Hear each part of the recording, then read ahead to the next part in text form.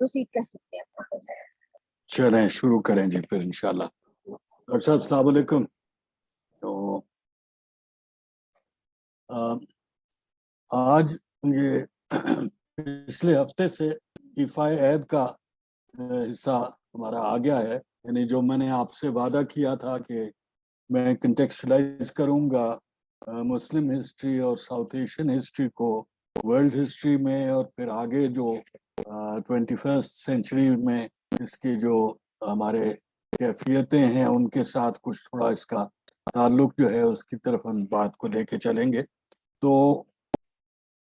21st century तक तो आते आते हमें ये रमज़ान का महीना ज़्यादा गुजर जाएगा, लेकिन आज जो है ये 500 और 1500 एडी के दरमियान का पीरियड जो है उसे हम कंटेक्चुलाइज करेंगे, and today our focus will be primarily south Asia. तो मगर ये मैं साथ ही बता दूं और तवज्जो दिला दूं कि south Asia, central Asia, China और साउथ ईस्ट एशिया, ये चार शजरों का एक यूनिट भी है जिसकी तरफ अब हम जा रहे हैं। तो ये इस हफ्ते की दोनों जो सेशन है और अगले हफ्ते का एक सेशन, क्योंकि अब ये रमज़ान में एक सेशन हो जाएगा, तो अगले हफ्ते का एक सेशन, ये 3 सेशन जो हैं इनमें इन चार शजरों की जो इंटरप्ले है उसकी तरफ भी हम बात करेंगे। ये बात एक लिहाज से हमारे पिछले उस सेगमेंट में भी मौजूद थी जब हमने चाइना और इंडिया का मवाजना किया था। उस सेशन में, उन सेशंस में हमने सेंट्रल एशिया और साउथ ईस्ट एशिया को जुदा करके नहीं देखा था, बल्कि उनको इसी सिस्टम के दो कॉन्डुइट के तौर पे देखा था कि एक वेस्टर्न इनका राब्ते का इलाका है चाइना और साउथ एशिया का, और एक ईस्टर्न राब्ते का इलाका है। और मैंने आपसे तब भी जिक्र किया था शायद कि ये जो वेस्टर्न वाला हिस्सा है ये ज़्यादा पेस्ट्रल इंटरफेस है, और जो ईस्टर्न हिस्सा है जो साउथ ईस्ट एशिया जिसको हम कहते हैं, वो ज़्यादा नोमैडिक और हंटर गैदरर वाला इंटरफेस था, जो जहाँ पे इंडिया के इन्फ्लुएंसेस, बांग्लादेश के रास्ते, बर्मा, आसाम और फिर आगे मलेशिया, थाईलैंड, इस इलाके में इंडो चाइना के इलाकों में पहुंचा, और ऊपर से वियतनाम की तरफ और कंबोडिया की तरफ, और फिर वही मलेशिया, थाईलैंड की साइड पे इंटरफेस था इनका जो चाइना की तरफ से आ रहा था। तो वैसे ये चार का सेट है, लेकिन हम आज बात करेंगे साउथ एशिया की, और इसके बाद अगली कल की गुफ्तगू सेंट्रल एशिया के हवाले से होगी, और फिर बाकी दोनों को इकट्ठा करेंगे हम अगले हफ्ते की एक उस सेशन में जो हम सैटरडे के वो शेड्यूल में आएगा। ये जो 500 और 1500 का पीरियड है, इसके हवाले से ये सारे जो 6 सेक्शंस हैं उनकी बात हम अब करते रहे हैं। पहले 2 सेक्शंस जो हैं पिछले हफ्ते के, उनमें हमने जो मुस्लिम और क्रिश्चियन के हवाले से चीज़ को देखा था, इस वजह से कि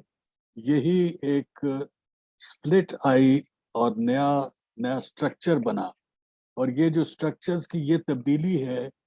असल में यही चीज़ है जिसने मुझे इस सारे स्कीम को जो मैंने रिवाइज किया, हिस्ट्री के टाइम और स्पेस के जो यूनिट्स के स्ट्रक्चर्स को देखने का, शजरे की शक्ल में चीज़ को, टाइम स्पेस के यूनिट को शजरा कहने का जो तस्वुर है, ये यहाँ से पैदा हुआ कि ये जो हमारे जहन पे आज के, जिस तरह मसलन मैं साउथ एशिया का हवाला इस्तेमाल तो करता रहा हूँ, लेकिन it is an invalid reference, जैसा कि आज की गुफ्तगू में ख़ास तौर पे आपको दोबारा नज़र भी आएगा, और फिर इसके दाखिली जो शजरे और शिराजे हैं उनके हवालों की तरफ भी मैं आपकी तवज्जो आज दिलाने की कोशिश करूँगा। इस हवाले से थोड़ी सी ये मैं वार्निंग दे दूँ कि I will be a little pushed for time in this session, تو میں ذرا تیزی سے بات کو وہ آگے چلاؤں گا اور پھر اس کو جہاں جہاں ہمیں لکونا ہوگا اس کو کوشچن آنسر میں ہم کور کرنے کی کوشش کریں گے. تو یہ جو سپلٹ تھا یورپ کا یورپ بننا اور کرسچن یورپ کا ایک اینٹی وجود میں آنا اور یورپین کانشیسنس کا اس طریقے سے پیدا ہونا، یہ سارا پچھلے سیشنز میں 500 اے ڈی کے قریب جو سپلٹ ہے رومن ایمپائر کا، اس کی ٹرائنگولیشن کے حوالے سے میں نے عالم اسلام کے وجود میں آنے کی جو ساری تعویل دی تھی اس میں بتایا تھا. The Muslim world came into being as a result of this Semitic split of faith as faith in action and in terms of the Shazras and Shirazas which opted for one as against the other. تو جہاں جہاں سے عیسائیت نکل گئی وہ کون سے علاقے تھے اور جہاں پہ نئی عیسائیت آئی وہ کون سے تھے اور ان کے عقیدے کیا تھے، یہ سارا ہمارا پچھلا بیگیج ہے جو اس آج کی گفتگو میں آپ ایز اے پرسپیکٹو ذہن میں رکھیے گا. Having put these points of perspective جو باقی سارے وہ کنٹیکسچولائز کرنے کے لیے میں نے بات کی ہے، اب میں چلوں آگے. آپ کے جو آج کی گفتگو کا اگلا موضوع ہے تو اس میں ورلڈ ہسٹری ان آلٹرنیٹ پرسپیکٹو، یہ تو سلائیڈ میں بہت عرصے سے آپ کے ساتھ استعمال کرتا آ رہا ہوں، لیکن اس میں آج جو فرق ہے اس کی طرف آپ کی میں توجہ دلانا چاہ رہا ہوں کہ یہاں پہ شزراز اینڈ شیرازاز ہولسٹک نان مونوتھیسٹک ایسٹ جو ہے اس میں ابھی میں ساؤتھ ایشیا اور بائیپولیرٹی کے ساتھ میں نے اب دوسرا میوچل ڈپینڈنس آف مشرقین شزرا نمبر 1 کے ٹائٹل سے آج کی بات کر رہا ہوں. تو یہ 4 شزرے جو میں نے آپ کو ابھی بتائے ہیں یہ چاروں مشرقین ہیں، اور یہ مشرقین کا بھی جو تصور ہے اس کی میں تھوڑی سی بات آپ کو، یہ وہ شرارتیں ہیں جو میں کرتا رہتا ہوں اپنے ذہن کے ساتھ بھی اور آپ کے ساتھ بھی، کہ جو ہمارا ایک اصطلاح ہے قرآن پاک میں مشرقین کی، تو مسلمانوں کی جو سینس آف جیوگرافی ہے اس میں بھی جو ایسٹ اور ویسٹ کو علیحدہ کرنے کی بجائے نارتھ ایسٹ اور ساؤتھ ایسٹ کا اور نارتھ ویسٹ اور ساؤتھ ویسٹ کا جو سپلٹ ہے وہ زیادہ ایمفسائز کیا گیا، اور یہ آپ ان کے نقشوں میں بھی ایک رجحان دیکھیں گے. دوسرا ان کے نقشوں میں رجحان آپ دیکھیں گے مسلمانوں کے نقشوں میں کہ the south is always on top. تو یہ بھی جو آپ کی یہ جو نارتھ ساؤتھ ڈیوائڈ کا یہ ہمارے پاس ایک تصور ہے اس میں بھی اس چیز کا. تو یہ مشرقین اس لیے 4 میں نے آپ کو یہ بتائے، یہ نیئر ایسٹ بن جاتے ہیں جو ساؤتھ ایشیا اور سینٹرل ایشیا ہے with reference to the Muslim core and central area جو آپ کا فرٹائل کریسنٹ کا علاقہ ہے، اور جو اس سے آگے کے ہیں چائنا اور ساؤتھ ایسٹ ایشیا وہ مشرقین بعید بن جاتے ہیں. تو as you spread out and as it happens جو آگے نقشوں میں آپ کو دوبارہ توجہ دلاؤں گا، جو ساؤتھ ایشیا اور چائنا کا جو فرق ہے مزاج کا اور جو سانجھا ان کا ریفرنس ہے وہ درمیان میں تبت کا پلیٹو ہے جو کہ منجمد علاقہ ہے. تو اس سے یہ ان کے سپلٹ بھی ایسے فارمولیٹ ہوتا ہے اور ان کی جو انٹریکشن ہے وہ بھی اسی طریقے سے وہ ایک دوسرے کے ساتھ ان کا آ جاتا ہے. تو میوچل ڈپینڈنس 4 مشرقین، جس میں آج ہم شزرا نمبر 1 جس میں نے ساؤتھ ایشیا کو 1 دیا ہے، 2 کے طور پہ سینٹرل ایشیا کی بات کریں گے، اور 3 اور 4 پھر اکٹھے چائنا اور ساؤتھ ایسٹ ایشیا آ جائیں گے. اسی کے حوالے سے یہ اس سلائیڈ کا آگے جو ٹیکسٹ ہے وہ میں نے امینڈ کر دیا ہے. اسی طریقے سے جو ساؤتھ ایشیا کے یہ شزرے کی بات ہے اس میں، اور یہ میں نے آپ سے عرض کیا تھا کہ یہ شزرے کا کانسیپٹ کی مجھے ضرورت اس لیے پیش آتی ہے کہ جو ہماری یہ اسٹریٹ جیکٹس ہیں جو جیوگرافی کی ایک حد کو پابندی بنا دیتی ہیں وہ اس بات کو کہیں گم کر دیتی ہیں جو ہر ہسٹری کے اسٹوڈنٹ کو معلوم ہے کہ states expand and contract and their expansion and contraction leads to changes in boundaries.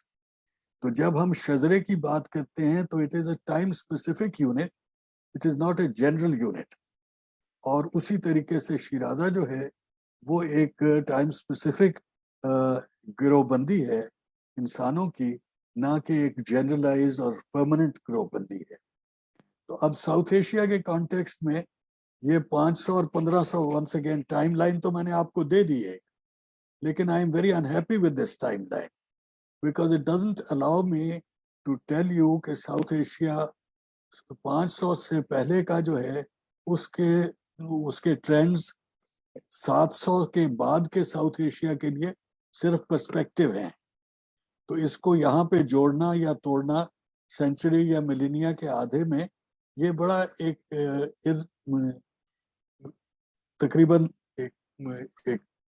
تقریباً ایک توہین ہے تاریخ کے علم کی کہ ہم نے اس کو یوں پابند کر دیا ہے. لیکن میں سہولت کے لیے اس کے ساتھ چلتا ہوں کیونکہ یہ ہماری مین سٹریم کا رواج ہے ابھی تک. تو دوسری اب اس میں یہ نظر آئے گا آپ کو کہ spread of Islam, and Faraz sahab of course knows it very well, باقی آپ لوگوں کو بھی ضرور اندازہ ہوگا کہ 200 سال 300 سال تو عربوں کا دور ہے جس میں باقی ساؤتھ ایشیا تک اسلام کا کوئی خاص اثر نہیں ہے. وہ تجارت کا اثر ہے جس کا فاطمی صاحب نے ذکر کیا اور دوسروں نے بھی اس کی نشاندہی کی, لیکن وہ ایک بالکل مختلف قسم کا ریلیشن شپ ہے جو مسلم اسٹیٹ اور مسلم سوسائٹی کی اس طرح کی فارمولیشن ہے وہ پیدا ہو رہی ہے صرف سندھ اور بلوچستان اور تھوڑے سے ساؤتھ آف پنجاب کے علاقوں تک یا ساؤتھ آف کے پی کے علاقوں تک جہاں پہ عربوں کی حکومت تھی. اور وہ حکومت جو ہے وہ خلافت ریلیٹڈ تھی جس کا مرکز جو ہے وہ پہلے دمشق میں تھا اور پھر بعد میں وہ بغداد میں آ گیا, بہت قریب ہوا تو بغداد تک آ گیا. تو یہ آلویز اے پیریفری, یہ ساؤتھ ایشیا کی حیثیت اس کے لیے موجود تھی. لیکن with in South Asia developments علیحدہ طریقے سے چل رہی تھیں اور اس میں بڑی اہمیت تھی کئی چیزوں کی جن کا تذکرہ ہم اس میں نہیں لا سکتے. تو 2 پری اسلامک سینچریز تو سیدھی آ گئیں 500 to 700, اس میں راجپوت سٹیٹس, پھر 3 عرب سینچریز پیریفری آف خلافت, پھر 2 غزنوی سینچریز جس میں خلافت بھی پیریفرل ہو گئی اور غزنوی جو اس کا آبجیکٹیوز ہیں آف اسٹیٹ اینڈ سوسائٹی اور نیچر آف اسٹیٹ وہ بالکل فرق ہو گیا. اب یہاں پہ پھر وہ شجروں والی بات آ جاتی, شیرازوں والی بات آ جاتی ہے کہ یہ غزنوی شیرازہ جو ہے یہ پیسٹل اوریجن کا شیرازہ ہے لیکن پیسٹل نہیں ہے. غزنویز are not pastel Turks anymore. They come from a pastel background of Turkic stock, mainly horse breeding. اور جو عرب تھے وہ پیسٹل تھے اور مینلی کیمل بریڈنگ تھے. اور یہ مینلی جو ہے اس کی بھی دلچسپ بات یہ ہے کہ وہاں پہ دوسری سواری عرب کے پاس بھی گھوڑا تھی اور یہاں پہ ترک کے پاس بھی دوسری سواری جو ہے وہ اونٹ تھی, لیکن ان کے اونٹ اور گھوڑے کا ریلیشن شپ بہت مختلف ہے. اسی طریقے سے ٹرائبل سٹرکچر بہت مختلف ہے. تو ساری شیرازہ بندی بدل گئی لیکن کہنے کو یہ مسلمان ہیں. تو اسلام کا کانٹیکسٹ, اسلام کے شجرہ بندی اور شیرازہ بندی اور ہے, ترک منگول عرب ایرانی شجرہ اور شیرازہ بندی اور ہے. اور پھر ان دونوں کا تعلق ساؤتھ ایشیا کے شجرے کے ساتھ اور ہے کہ غزنوی ریاست جو ہے وہ مشکل پاکستان کی حد تک پہنچتی ہے. لاہور سے ضرور آگے اس نے فتوحات کی لیکن جس علاقے کو اس نے گورن کیا وہ اسینشلی پاکستان کی حد پہ ختم ہو جاتا ہے. پھر سلطنت دہلی کا زمانہ آ جاتا ہے, وہ پھر آگے بھارت کا سارا علاقہ آ جاتا ہے. اب اس کے پیچھے کچھ باتیں آگے کچھ پولیٹیکل حوالے سے میں کروں گا اور کچھ جو ہے ٹپوگرافی اور جغرافی کے حوالے سے کروں گا، اور کچھ پھر جو انسان کے شعور کا حوالہ ہے اس میں بات کو میں لے کے جانا چاہوں گا۔ تو یہ بھی وہ جو انٹرپلے ہے، اس کو کمپارٹمنٹلائز کرنا، ان کے واٹر شیڈز بنانا، ان کی لیبلنگ کرنا، جو فراز صاحب کا ایک مستقل وہ ہے ایشو، اور یہ بڑا جائز ایشو ہے لیبلنگ کا مسئلہ۔ لیکن لیبلنگ کے بغیر ہمارا کام چلتا نہیں ہے، دو وجہ سے۔ ایک یہ کہ آج کا جو انالیٹیکل مائنڈ سیٹ ہے اس کے لیے بہت ضروری ہے، دوسرا یہ کہ بہرحال کسی چیز کے وجود کی شناخت کے لیے اسے کوئی نام دینا پڑتا ہے، اور اس نام کے بغیر اس کی شناخت ممکن نہیں ہوتی۔ تو ہم اس کے جو مین تھرسٹ ہے اس کو لے لیتے ہیں۔ اس میں ایپسٹمک کیا آپشنز ہیں، ان کا کچھ ذکر آج بھی آگے آئے گا، لیکن یہ آتا رہے گا until I am done with this, or maybe even then it will not be satisfactory, the explanation I can give. یہ مکان کے حوالے سے اسلام in the lands of Mahayana Buddhism، Turkestan, Afghanistan, Pakistan, یہ علیحدہ علیحدہ مزاج کے شجرے ہیں اسی مہایانہ بدھزم کے، جن کے ساتھ ترکوں کا انٹرفیس ہوا، منگولوں کا انٹرفیس ہوا اس دور کے اتنے طویل عرصے کے مختلف سیکشنز میں۔ ٹائم کے یہ بڑے یونٹس مجھے اس لیے بھی لینے پڑے کیونکہ یہ سیشنز کی اس سے زیادہ فریکوینسی کرنی ممکن نہیں تھی، اور سارے کو کور کرنے میں پھر مجھے یہ بڑے یونٹس ہی دینے کی ضرورت پڑی۔ لیکن یہاں پہ میں یاد آپ کو کرا دوں، مرہٹا علاقے، دکن کا حوالہ اور آریہ ورتا کے حوالے جو ہیں، ان کو ذہن میں رکھیے گا کہ اگلی گفتگو میں مجھے اس کا سہارا لینا پڑنا پڑے گا، مستقل تقریباً میں سہارا لیتا رہوں گا۔ یہ پرانا نقشہ ہے، آپ کو ایک مرتبہ پھر ٹوپوگرافی ساؤتھ ایشیا کی یاد کرانے کے لیے، اور آج صرف اس میں خصوصی طور پہ آپ کو یہ والا علاقہ توجہ دلانا چاہ رہا ہوں کہ یہ دکن کا رستہ ایک یہ ہے، اور دوسرا یہاں بیچ میں سے جہاں جہاں یہ درے بنتے ہیں، ان کا امپیکٹ مختلف جو شیرازہ بندیاں ہوئیں اور جو شجرے بنتے رہے اس کے اوپر کیا تھا، یہ تو ساؤتھ ایشیا کی بڑی طویل اور تفصیلی تاریخ بیان کریں تو اس میں آئے گا۔ لیکن اس اوور ویو میں بھی آپ کے ذہن میں یہ رہے، as you will see in the immediately next slide, یہ آپ دیکھیں جو آپ کو ٹوپوگرافی کا میں نے بتایا، تو یہ نیچرل ویجیٹیشن کا ایک ایسا زون ہے جو خود بخود بنتا ہے ان دریاؤں کے بہاؤ سے۔ یہاں کے دریا کا بہاؤ یہ والا ویجیٹیشن نہیں پیدا کر رہا، ظاہر ہے اس میں ٹوپوگرافی کے اور بہت سارے حوالے آ جاتے ہیں۔ اسی طریقے سے یہ جو نیچرل ویجیٹیشن کی قسمیں ہیں اور یہ جو ٹرین کی یہ خاصیت ہے، یہ ریگستانی قسم کا علاقہ، اس کی خصلت یہاں پہ آپ کو نظر آ رہی۔ تو جو جیوگرافی کے امپیریٹیوز ہیں، محسن صاحب والی بات جو ہے وہ اپنی جگہ، اور جو شیرازوں کی موومنٹ ہے وہ اپنی جگہ، اور پھر اس میں جو ٹیکنالوجی کا پہلو ہے اس کا آپ یہاں پہ امپیکٹ دیکھیے۔ ایک تو یہ نیچرل علاقے بن گئے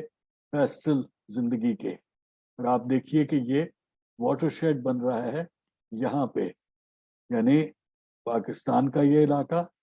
اور پھر یہ راجستھان کا علاقہ، اور یہ جو اس کی لنکیج ہے وہ بھی آپ دیکھ سکتے ہیں یہاں پہ، اس کی ڈی لنک ہونے کا یہ ایک ٹرائنگولر واٹر شیڈ۔ یہ فراز صاحب کی توجہ کے لیے خاص طور پہ، یہ وہ سرہند والا مقام ہے جو یہاں پہ بھٹنڈا سرہند والا ایک ٹرائنگل بنتا ہے، یہیں پہ پانی پت، یہیں پہ تھنیسر، یہ ساری جو ہے اس کی آپ یہاں پہ، اور یہ جو ایگریکلچرل زون کے حوالے سے یہ آپ کو ٹیمپرمنٹ لوگوں کے نظر آئیں گے۔ اسی ٹیمپرمنٹ کا ایک دوسرا رخ زبان ہے، اور یہ لنگوسٹک فیملیز کی ڈسٹریبیوشن آپ دیکھیے، تو یہ جو تین लेयर्स मैंने आपको दिखाए उसी टोपोग्राफी पे, आप इससे अंदाजा कर सकते हैं कि कैसे कैसे ज्योग्राफी के इम्पेरेटिव्स बीच में इंटरप्ले में आ जाएंगे। जाहिर है हम उसकी तफसीर में नहीं जाएंगे, लेकिन ये just to give you an idea of the kind of forces that take place, उनका इम्पैक्ट की एक शक्ल भी ये है और उनके सबब का एक हवाला भी ये है कि ये जो इनकी इंटीग्रेशन है जो ऊपर वाले नक्शे में मैंने आपको दिखाई, वो यहाँ पे लिंग्विस्टिक यूनिटी या लिंग्विस्टिक इंटरेक्शन के लिए फैसिलिटेट करने के सबब कैसे बन सकते हैं, और यहाँ की जो इलाका है उसके कैसे उसको, और ये यहाँ का जो वाटरशेड है इसको भी अगर आप देखें तो ये बलूचिस्तान का मरी बुगती वाला इलाका है, और यहाँ पे इसका और इसके साथ क्वेटा वाला ये जो आपका, तो ये आपका इधर अफगानिस्तान के साथ इंटरफेस वाली जगह आ जाती है। वन ऑफ द इंटरफेसेस जो एक यहाँ वाला ज़्यादा इस्तेमाल होने वाले हैं, और ये खोजक पास जो है ये कम इस्तेमाल होने वाला। With this background in mind let's move to history. तो ज़मानो मकान में जो पहला आपको मैंने बताया प्री मुस्लिम, तो उसमें लेटर गुप्ता, हर्षा और हुन, जिनको मैं बहुत हद तक जिम्मेदार समझता हूँ हिंदुस्तान और हिंदू कुश के नाम के बनने के लिए, वो आ जाते हैं। और फिर कोइवल विद द अरब्स, ये गुजरा प्रतिहारा, रुखसता पाला, हिंदू शाहिया, तुर्की शाहिया, ये सारे मौजूद हैं। ये जो हिंदू शाहिया तुर्की शाही है ये आपके केपी के इलाके में है, तो आप अंदाज़ा कर सकते हैं कि अरबों के ये कोइवल लोग हैं, और यहाँ पे हिंदू शाही और हिंदू तुर्की शाही, तो तुर्क इनके खून के भी हवाला आ गया, और खून और जो हिंदू अकीदे का हवाला जो है वो भी इसमें आ गया। इसके आगे ये जो हैं ये महमूद गजनवी के हम असर लोग हो गए, तो उनमें 1000 के करीब ये आपको मिल जाता है। और फिर 1150 से आगे गौरियों का और गजनवियों का जो आपस का है इंटरेक्शन, उसके साथ तुम्हारा राजपूत जो है खास तौर पे वो भारत के इलाकों में और राजपूताना और मालवा के इलाकों में इनकी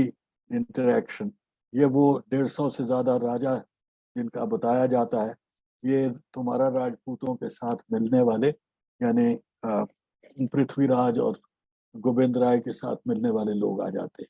फिर 1200 से आगे सल्तनत दिल्ली आ जाती है। ये जो जैसे मैंने अभी बताया ये ज़्यादातर इलाका है नॉर्दर्न इंडिया का, विंध्या से शुमाल का, जो सल्तनत दिल्ली का ये फेज़ है। इसके आगे एक सदी के बाद फिर हम जुनूब की तरफ बढ़ते हैं, और उसके मामलात जो है वो आगे चल के हम देखेंगे। ये बातें मैं कुछ कर आया हूँ जो गजनी की जो पेनिट्रेशन है उसके हवाले, और जो उसके साथ पिछली टर्किक या टर्किक मिजाज के लोग स्काइथियन और पार्थियन जो हैं, जो ईरान और टर्किक, अगर आप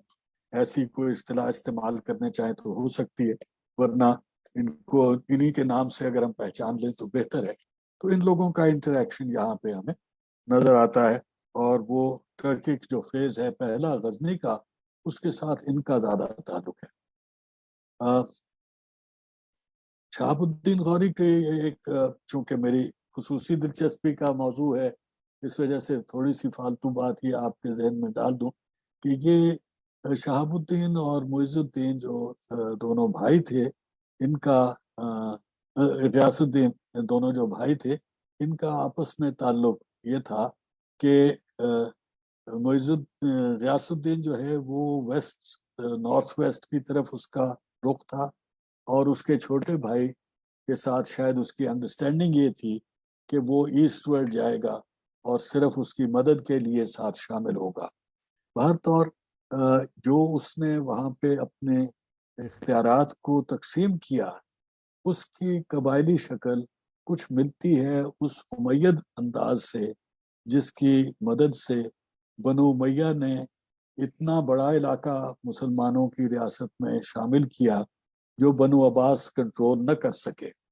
یہ میرے لیے بڑی فیسینیٹنگ چیز ہے. میں نے شاید پچھلے ہفتے کی گفتگو میں بھی آپ کو یہ توجہ دلائی تھی. اور اس کی جو ذمہ دار میں سمجھتا ہوں وہ امید ریاست میں جو قبائلی گروہوں کو کچھ فریڈم آف ایکشن تھی, جو اپنی مرضی کرنے کا اختیار تھا, وہ میرے لیے بہت ایک اہم چیز ہے. اور یہی آزادی جو ہے, یا اسی قسم کی ایک آزادی جو ہے, وہ شہاب الدین غوری نے اپنے ماتحتوں کو دی, ایبک کو یا ارنی کو, یا اور جو اس کے ماتحت لوگ تھے, بختیار خلجی کو انہوں نے آگے دی کہ جہاں تم جا سکتے ہو, فتوحات کر سکتے ہو, وہ غوری کے نام پہ فتوحات کرتے رہو. یہ تیسری مسلم ایتنیسٹی تھی جس نے جا کے بنگال کو جب فتح کیا تو 5 صدیوں کا فاصلہ ہے ان دونوں کے درمیان. یعنی وہ بلکہ 5 صدیوں کا فاصلہ ہے between the end of the Muslim control or the middle of Muslim control, 7-5-12, from the start of Muhammad bin قاسم's control in Sindh. تو جو انٹری ہے بنگال میں وہ 5 صدیوں کا اس کا فاصلہ آ جاتا ہے. اسی کے ساتھ جو ایک موازنے کے لیے میں نے بات کی تھی, وہ صرف آپ کے یہ جو اگلے کانٹیکسٹ میں آنے والی, کہ تاج برطانیہ کو یہ رخ الٹ تھا. بنگال پہ اس نے پہلے قبضہ کیا اور سندھ تک وہ پہنچا بنگال پہ قبضے کے تقریباً 1 صدی بعد. اور سندھ سے آگے پنجاب میں ڈیفینیٹلی وہ صدی کا فاصلہ ہو گیا, 90 سال کا فاصلہ ہے. یہ آگے 3 نقشے ہیں 4 جو میں نے ایک بہت ہی اچھی ایٹلس سے لیے ہیں. انتہائی اہم ہسٹوریکل ایٹلس ہے میری رائے میں, لیکن اس کو سمجھنے کے لیے نقشوں کو تھوڑا غور سے دیکھنے کی ضرورت ہے. تو میں یہاں پہ صرف ان کو آپ کی نظر میں اور آپ کے ریکارڈ میں داخل کرنے کے لیے شامل کیا ہے. You can look at them at your leisure. جو چیز آپ کو گائیڈ کرے گی کہ اس میں اہمیت کہاں کون سی چیز کی ہے, وہ اس وقت صرف اگر آپ اس پہ فوکس کریں کہ کہاں ٹیکسٹ زیادہ ہے تو آپ کو پتہ لگ جائے گا کہ کون سی چیز جو ہے وہ ورتھ نوٹسنگ ہے اس نقشے میں. مثلاً اس نقشے میں آپ دیکھیں کہ یہاں پہ یہ جو ریلیجس سائٹس کی بات ہے, تو یہ ریلیجس سائٹس اور کلچرل سائٹس کی کانسنٹریشن کیسی ہے یہاں پہ, اور پھر کیسے along the coast ہے یہاں پہ. This is significant and you can note it and study it at your leisure. یہ شارٹسبرگ کی ہے Atlas of south Asia. It's an excellent thick volume and very well researched. تو مطلب اس کے ظاہر ہے اس میں بہت آگے کام ہو چکا ہے. یہ کئی سال پرانی ایٹلس ہے, لیکن ہسٹوریکل ایٹلسز میں روز بروز تبدیلی اور امپروومنٹ ایسی لانی ذرا مشکل ہوتی ہے. یہ بڑی محنت سے اس شخص نے مرتب کی تھی اور کافی کارگر ہے اس لحاظ سے. اس سے بہت زیادہ سادہ شکل میں جو معلومات میں نے اپنے تحریروں میں استعمال کی ہے وہ وہی جو آپ کو ٹوپوگرافی کا بیس نقشہ دکھایا. تو یہ سلطنت دہلی کا میدان عمل ہے کہ یہاں پہ کون کون سی جو جیوگرافک فیچرز جو ہیں وہ کیسے تھے, اور پھر یہاں پہ شہاب الدین اور معز الدین غوری, شہاب الدین یعنی معز الدین غوری کی فتوحات کے پہلے 25 سال میں کیا کیا چیزیں تھیں, اور پھر یہ غیاث الدین تغلق جو تقریباً میکسیمم سکوپ ہے سلطنت دہلی کا, وہ کہاں تک پہنچا. یہ اس کے سفر کا سیکونس ہے سلطنت دہلی میں ایکسپینشن کی, بلکہ ساؤتھ ایشیا کی ایکسپینشن ساری in context of the Muslim conquest. یہ سینٹرل ایشیا کے کب گئے, اور یہ تو یہ ان کی ٹائم لائن بھی ایک لحاظ سے آپ کو یہاں پہ موٹی موٹی مل جائے گی. یہ محمد بن تغلق کے دور کی انتظامیہ اور بغاوتیں, 2 چیزیں اکٹھی میں نے رکھی. یہ جو کلر کوڈنگ ہے اسی کو صرف آپ تھوڑی سی توجہ کر دیجئے کہ یہ جو مختلف زمانوں میں کانکر کیے گئے علاقے اور اسیمولیٹ کیے گئے تو ان کی کلچرل اسیمولیشن کی نوعیت اور جو اسٹیٹ کے فوکس کی نوعیت ہے وہ کیسے آگے پیچھے ہوتی رہی، تبدیل ہوتی رہی، اس کا یہ حوالہ آپ کو یہ اب یہ دیکھیں کہ یہ علاقے پہلے کے فتح کیے ہوئے ہیں، یہ بعد کے فتح کیے ہوئے ہیں یا ساتھ کے فتح کیے ہوئے ہیں اس علاقے کے، لیکن ان کی یہ کلر کوڈنگ آپ کو یہ ظاہر کرے گی کہ ان کی ایڈمنسٹریٹو فارمیٹ جو ہے وہ فرق تھا. تو وہ ایڈمنسٹریٹو فارمیٹ کا فرق جو ہے اس کے اسباب آپ کو اس سے نظر آئیں گے کہ یہ سینٹر اور کور کے ساتھ اس کا کیا تعلق ہے. یہ ساؤتھ ایشیا کی نارتھ ساؤتھ ڈیوائڈ جو ہے اس کا پہلے بھی میں آپ سے تذکرہ کر چکا ہوں، دکن کی یہ نوعیت، اور پھر یہ ان علاقوں کے جو اس لحاظ سے بھارت کی پیریفری میں آتے ہیں، ان کی گپتا اسیمولیشن بھی اسی طرح تھی، اس سے پہلے موریہ اسیمولیشن بھی ایسے ہی تھی، لیکن اور مسلمانوں کی اسیمولیشن دونوں فیزز میں، یعنی جب ہم یہ سلطنت دہلی کو دیکھیں گے تب بھی، اور جب مغل پیریڈ کو اگلے سیکشن میں ہم وہاں پہ ذرا سرسری سی اس کی ہم بات کر سکیں گے کیونکہ باقی ساری دنیا اس میں شامل ہوگی. تو لیکن وہاں پہ آپ لوگوں کی واقفیت مجھے امید ہے کیری کر جائے گی بات کو. تو یہ سارے جو ہیں ان کی یہ کیفیت it continues until the arrival of the British, and again the sequence there is totally reversed. ایک وہ ساؤتھ سے دکن سے اور ایک وہ ایسٹ سے داخل ہوتے ہیں unlike all others that we discuss in the context of South Asia, and then their movement is similarly at variance with all that has happened before. تو ان کی نوعیت کس وجہ سے فرق تھی، کیسے فرق تھی، اس کی کچھ باتیں ہم کر سکیں گے، بہت ساری نہیں کر سکیں گے انفارچونیٹلی، ٹائم کنسٹرینٹس، اور پھر آگے خاص طور پہ جب یہ اگلا سیشن جس میں ہم دنیا کے سارے معاملات کو 1500 عیسوی سے آگے دیکھیں گے تو انفارچونیٹلی وہ رمضان کے ساتھ کچھ میرا سمجھانا بھی کمزور ہو جائے گا، اور شاید روزوں کے ساتھ آپ لوگ تھک بھی جلدی جائیں. تو بہرحال وہ دیکھیں گے اس میں کیا ہوتا ہے. آئی ایم ہوپنگ کہ یہ جو سارا پس منظر ہمارا آ گیا ہے اس میں اس چیز کو اس حوالے سے دیکھنے اور سمجھنے میں ہمیں سہولت ہو جائے گی. یہ صرف ایک اسی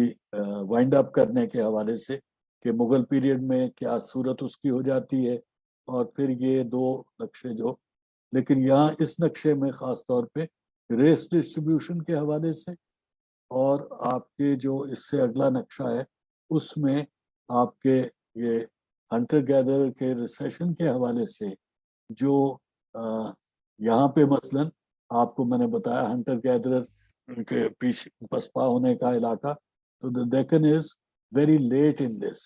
تو یہ جو فرق آپ کو نظر آئے گا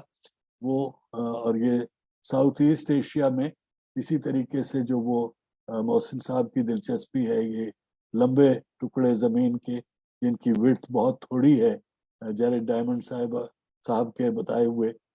وہ خاصیت کے حوالے سے اس کی اہمیت کی طرف ہم نکلیں گے. Having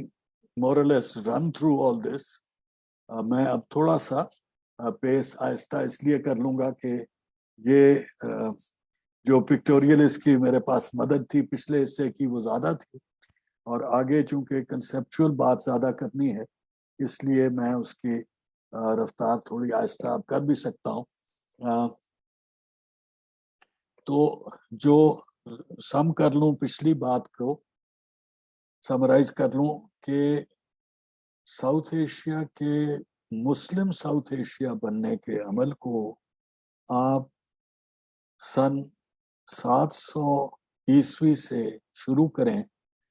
تو 1350 عیسوی میں جا کے ساؤتھ ایشیا کے سدرن موسٹ وہ علاقے جو کہ مسلم ریاست بنے وہ اس میں شامل ہوئے، اور اس کے بعد اس کی جو اسے ہولڈ کرنے کا کام ہے that was again very short lived so far as the Delhi Sultanate was concerned. لیکن جو اس ساؤتھ میں مسلمان ریاستوں کا بننا ہے اور ان کا قائم رہنا ہے وہ اس کے بعد برقرار رہا، اور اس کی اہمیت اور اس کی شکل جو ہے اس کی طرف میں آپ کی توجہ آگے دلانے لگا ہوں۔ اور اس میں جو پچھلے نقشے میں آپ کو دکھایا ہوں ان کی طرف بھی دوبارہ آپ کی یاد دہانی کرا دوں۔ وہ جو خاص طور پہ میں نے آپ کو نیچرل ویجیٹیشن والا نقشہ دکھایا تھا، اور پھر اس کے بعد آپ کو لنگوسٹک ڈویژن والا نقشہ دکھایا تھا، اور ان کے درمیان جو ایگریکلچرل پروڈیوس جو ہیومن انپٹ کے ساتھ جو ایگریکلچرل زونز بنے کہ کون کون سی چیز کہاں کاشت کی گئی، اس کے نقشہ دکھایا تھا۔ یہ نقشے اس پولیٹیکل اور سوشل ہسٹری کے ساتھ جوڑ لیں جو ہم نے پچھلے اس سیشن میں دیکھے تھے جب ہم ساؤتھ ایشیا کے آرین پیریڈ کو اور ساؤتھ ایشیا میں نان مسلم پیریڈ کو دیکھ رہے تھے۔ اور اس میں نے آپ کو بتایا تھا کہ پہلے آریہ ورتا ایک محدود علاقے تک ہوا، پھر اس آریہ ورتا میں ایک جگہ سے متمدن زندگی مگدھا میں شروع ہوئی، جس کا یہ لنک تو تھا کہ ساؤتھ ایشیا میں پاکستان کے علاقے میں انڈس ویلی سویلائزیشن موجود تھی اور اس سے کچھ اثرات پھیلے تھے، لیکن اس کے ساتھ براہ راست اس کی کوئی ایسا انٹرفیس نہیں ہے۔ بہت لمبا ایک گیپ ہے deurbanization even in the region of Pakistan, let alone that of the rest of South Asia جہاں پہ کوئی ایسے آثار نہیں تھے۔ تو وہاں سے بات کو شروع کر کے جب اربنائزیشن کے تھوڑے سے جراثیم پھیلے تو آریہ ورتا کے ایک بڑے محدود علاقے میں ان کے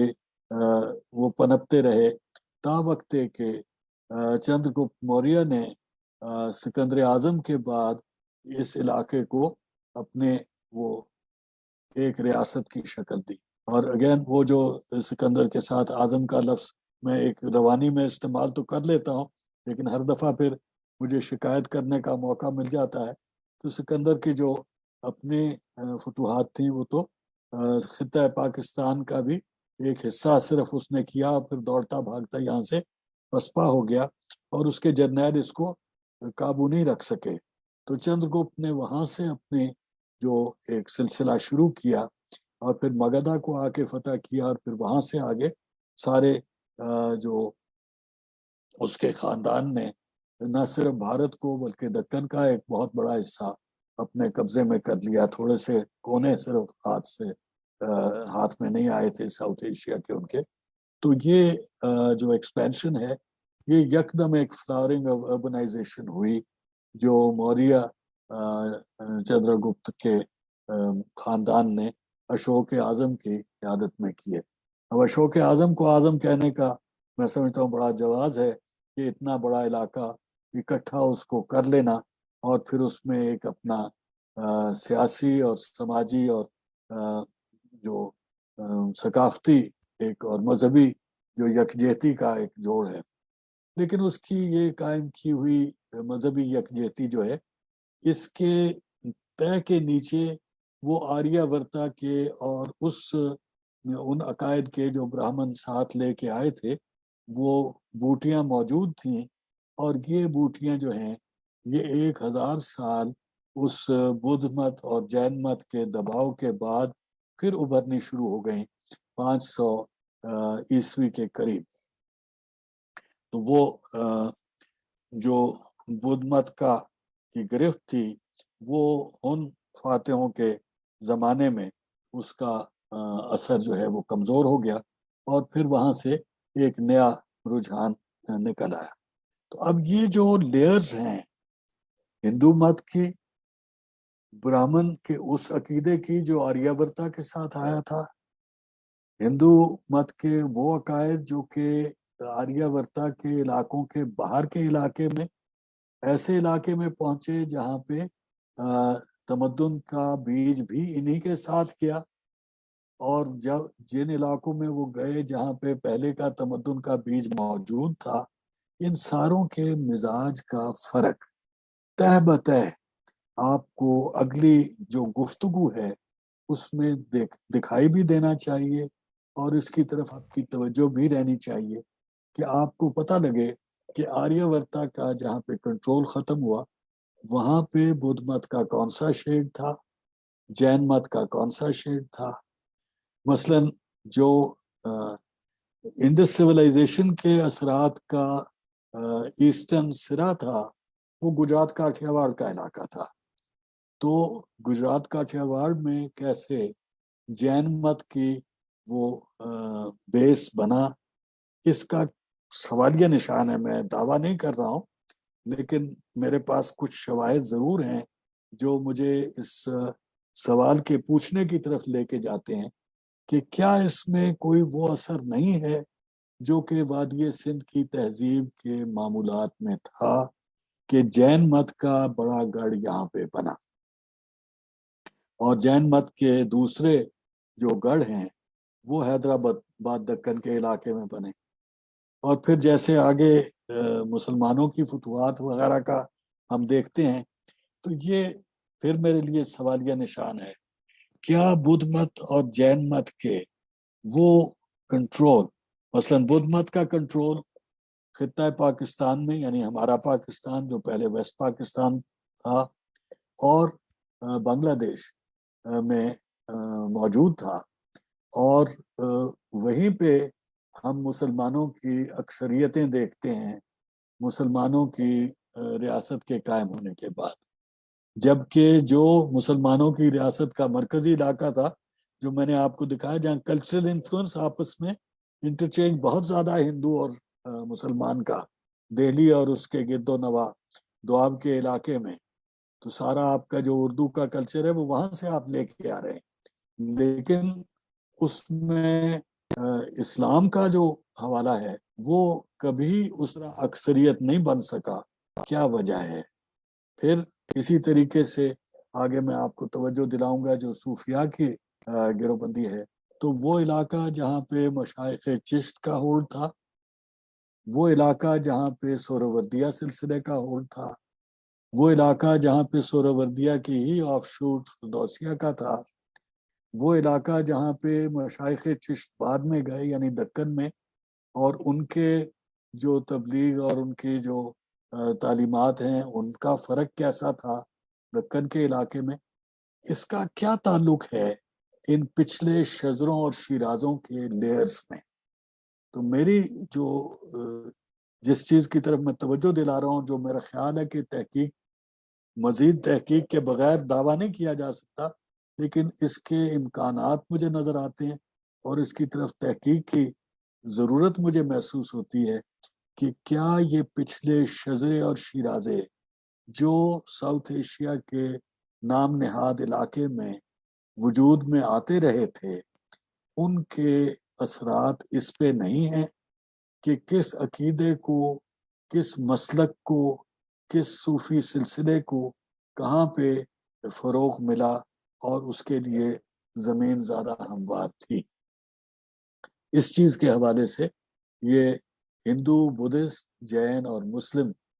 جو انکوائری اور بلیف کا، اور یہ میں نے 3 فیسز آف فیتھ یہاں پہ اصطلاح استعمال کی ہے. ہندو وہ کثیر الہی نظام ہے، بدھسٹ جین پرائمریلی غیر الہی ہے ان کا تصور، لیکن کہیں اس میں وہ ہندو مت کے سارے دیوتا اور اس کی جو وہ کاسٹ سسٹم اور وہ سارے پریمیسز جو ہیں وہ کہیں ان کے بیس میں ایسے موجود ہیں کہ ان کی تعلیمات میں ایک لحاظ سے ان کی تاثیر رہتی ہے، لیکن چونکہ یہ بغاوت ہیں اس کے خلاف، اس وجہ سے ایک لحاظ سے اس کی مخالفت بھی بیان ہی اسی طریقے سے. تو یہ جو وہ ایک کسی گفتگو میں مجھے یاد پڑتا ہے کہ جو ضدین کی بات ہوئی تھی، اپوزٹس کی بات ہوئی تھی، تو میں نے اس وقت بھی سفارش یہ کی تھی کہ آپ اپوزٹس کو صرف اپوزٹس نہ دیکھیں بلکہ اس کے انٹرمیڈیٹ زونز میں کئی لیئرز کے طور پہ جو شیڈز اور چینج ہیں from one opposite pole to the other, جو یا one pole to the other opposite اگر اس کو نہ کہیں کیونکہ کئی دفعہ وہ صرف 2 پرسپیکٹو ہوتے ہیں جن کی اپوزیشن صرف اتنی ہے کہ وہ ایک دوسرے کے مقابل موجود ہے.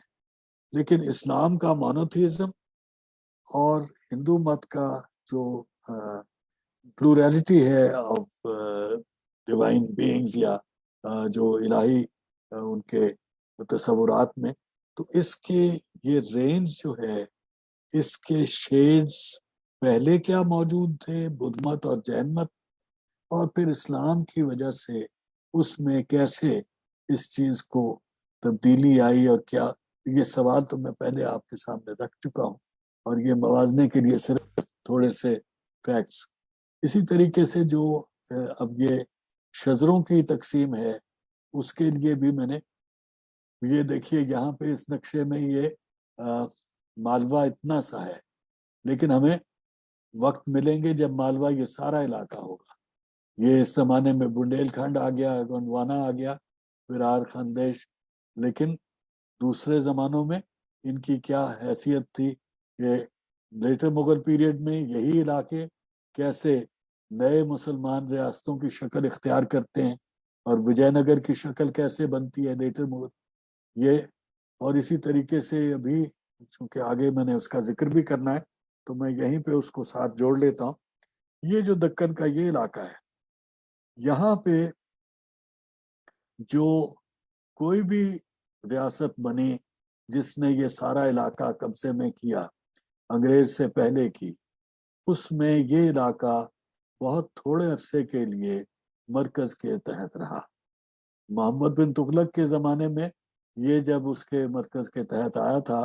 تو یہ سب سے پہلے علیحدہ ہوا تھا جلال الدین احسن شاہ کا علاقہ، اور یہی وہ علاقہ ہے جو میسور کی ریاست تھی، جو آخر میں یہ مغلوں کے زمانے کے آخر میں آ کے، اور بہت اہم قلعہ تھا مسلمانوں کا انگریز کے مقابلے میں. تو یہ کیا اس کی ٹیمپرمنٹ میں کیا چیز ہے کہ یہاں پہ مسلمانوں کی بریک اوے ریاست قائم ہو جاتی ہے،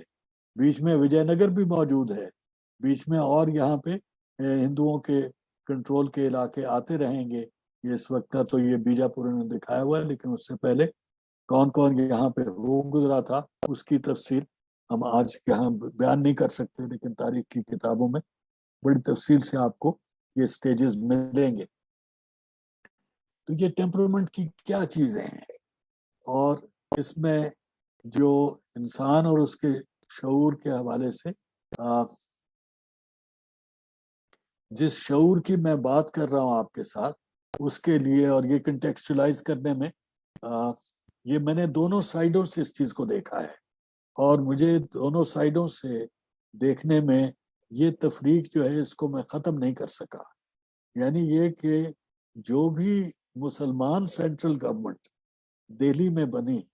اس کے لیے یہ دونوں علاقے یعنی جو پاکستان ہے آج اور جو بنگلہ دیش ہے آج، یہ ان کے ساتھ اس کی ایک آلٹرکیشن کا سلسلہ رہا. یہ میں نے آپ کو وہ سلطنت دہلی کے آخری نقشوں میں بھی اس چیز کی نشاندہی کی ہے. تو یہ پیریفرل ہیں ایک لحاظ سے، اور یہی وہ علاقے ہیں جن کو میں نے آپ کو بتایا کانڈویٹ ہیں. ایک طرف پاکستان جو ہے وہ سینٹرل ایشیا کے ساتھ، اور یہ پہلے بھی میں نے آپ کو توجہ دلائی تھی، اور یہ پری مسلم پیریڈ میں بھی یہ کانڈویٹ کی شکل اس کی میں نے آپ کو دکھائی تھی، اور یہاں پہ بھی. اور اسی طریقے سے بنگلہ دیش کا کانڈویٹ جو ہے اس کی تفصیل بہت کم ہے. انفارچونیٹلی تاریخ کی کتابوں میں ہمیں بہت کم چیزیں ملتی ہیں بنگلہ دیش کے کانڈویٹ کی، لیکن وہاں پہ بھی اگر تھوڑی سی ہم توجہ کریں تو ہمیں چیزیں مل جاتی ہیں جو نشاندہی کرتی ہیں کہ وہاں سے آمد و رفت کا کیا سلسلہ تھا. یہ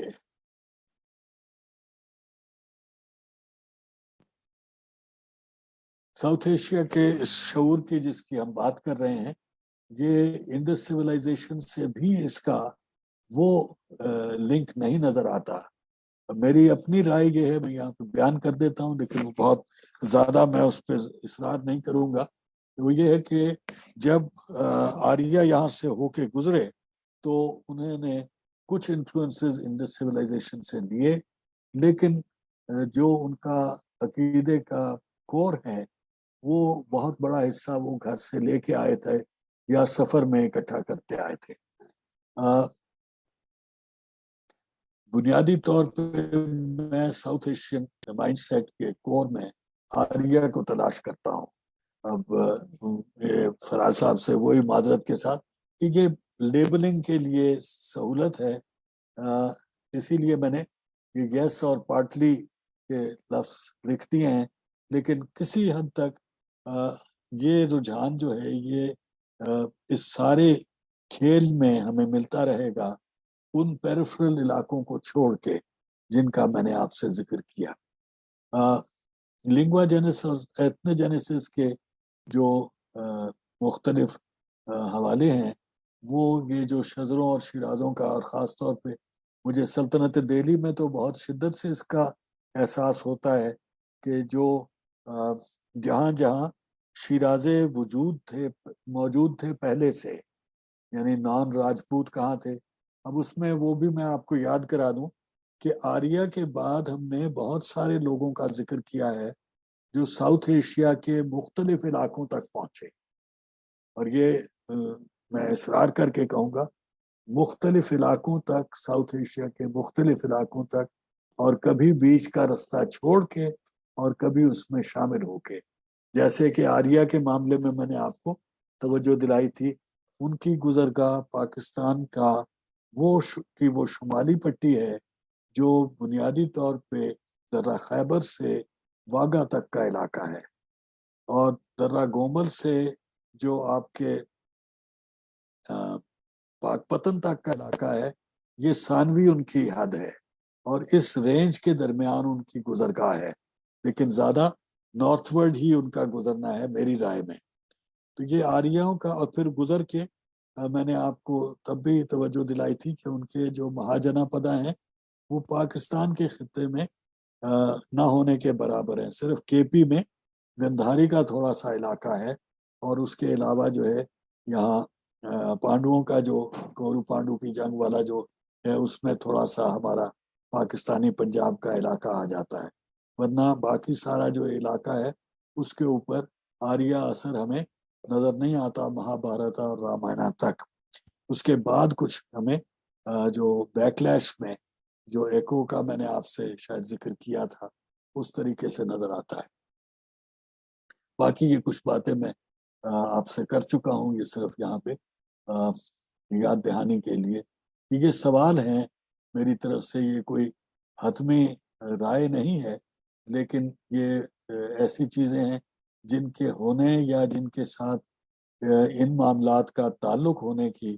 مجھے بہت گنجائش نظر آتی ہے, اور میں یہ جو آپ کے سامنے سارا پیش کر رہا ہوں اس کا ایک بہت بڑا سبب یہ ہے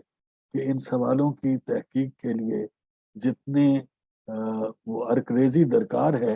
اتنی میں اپنے اندر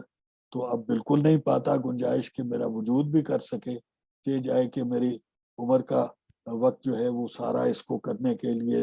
میرے پاس اتنا وقت ہو. مجھے توقع تو نہیں ہے, امید بھی نہیں ہے, میں تو چاہتا ہوں بہت, لیکن بہرحال وہ یہ کہ اگر یہ سوال واقعی قابل غور ہیں تو آپ لوگوں کو اگر یہ اپیل کرے سوال اور جواب کا تلاش کرنا, تو پھر اس لیے یہ آپ کی بشرف نگاہ چیزیں موجود. یہ پرانا نقشہ صرف اسی کانٹیکس کو, یہ جو اب یہ دیکھیے یہ جو گلابی کی ایک وہ رنگ میں کوچی میں ہم نے رنگ کر دیا ہے, India is not like this. یہ اس کی جو ڈومیننٹ ٹرینڈز ہیں ان کے حوالے سے وہ بات کی جا رہی ہے, which is good enough. اور مطلب یہ جدید شزرے یوں شناخت کرنے کے لیے تو بڑا اچھا ہے, سود مند بھی ہے, اور میں سمجھتا ہوں کہ بہت سارے ہمارے سوالوں کا جواب بھی اس میں سے نکل سکتا ہے. لیکن یہ ہے صرف اتنی اس کی افادیت ہے کہ یہ سود مند سوال ہے. جو کامن ہیومن ہیریٹیج اور ایشوز کی بات ہے, تو یہ جو پیریڈ میں نے آپ کو بتایا اس میں یہ جو میں نے اسٹرائک تھرو کیے ہیں یہ بہت کم ان چیزوں پہ فوکس تھا ساؤتھ ایشیا میں 500 عیسوی اور 1500 عیسوی کے درمیان میری رائے.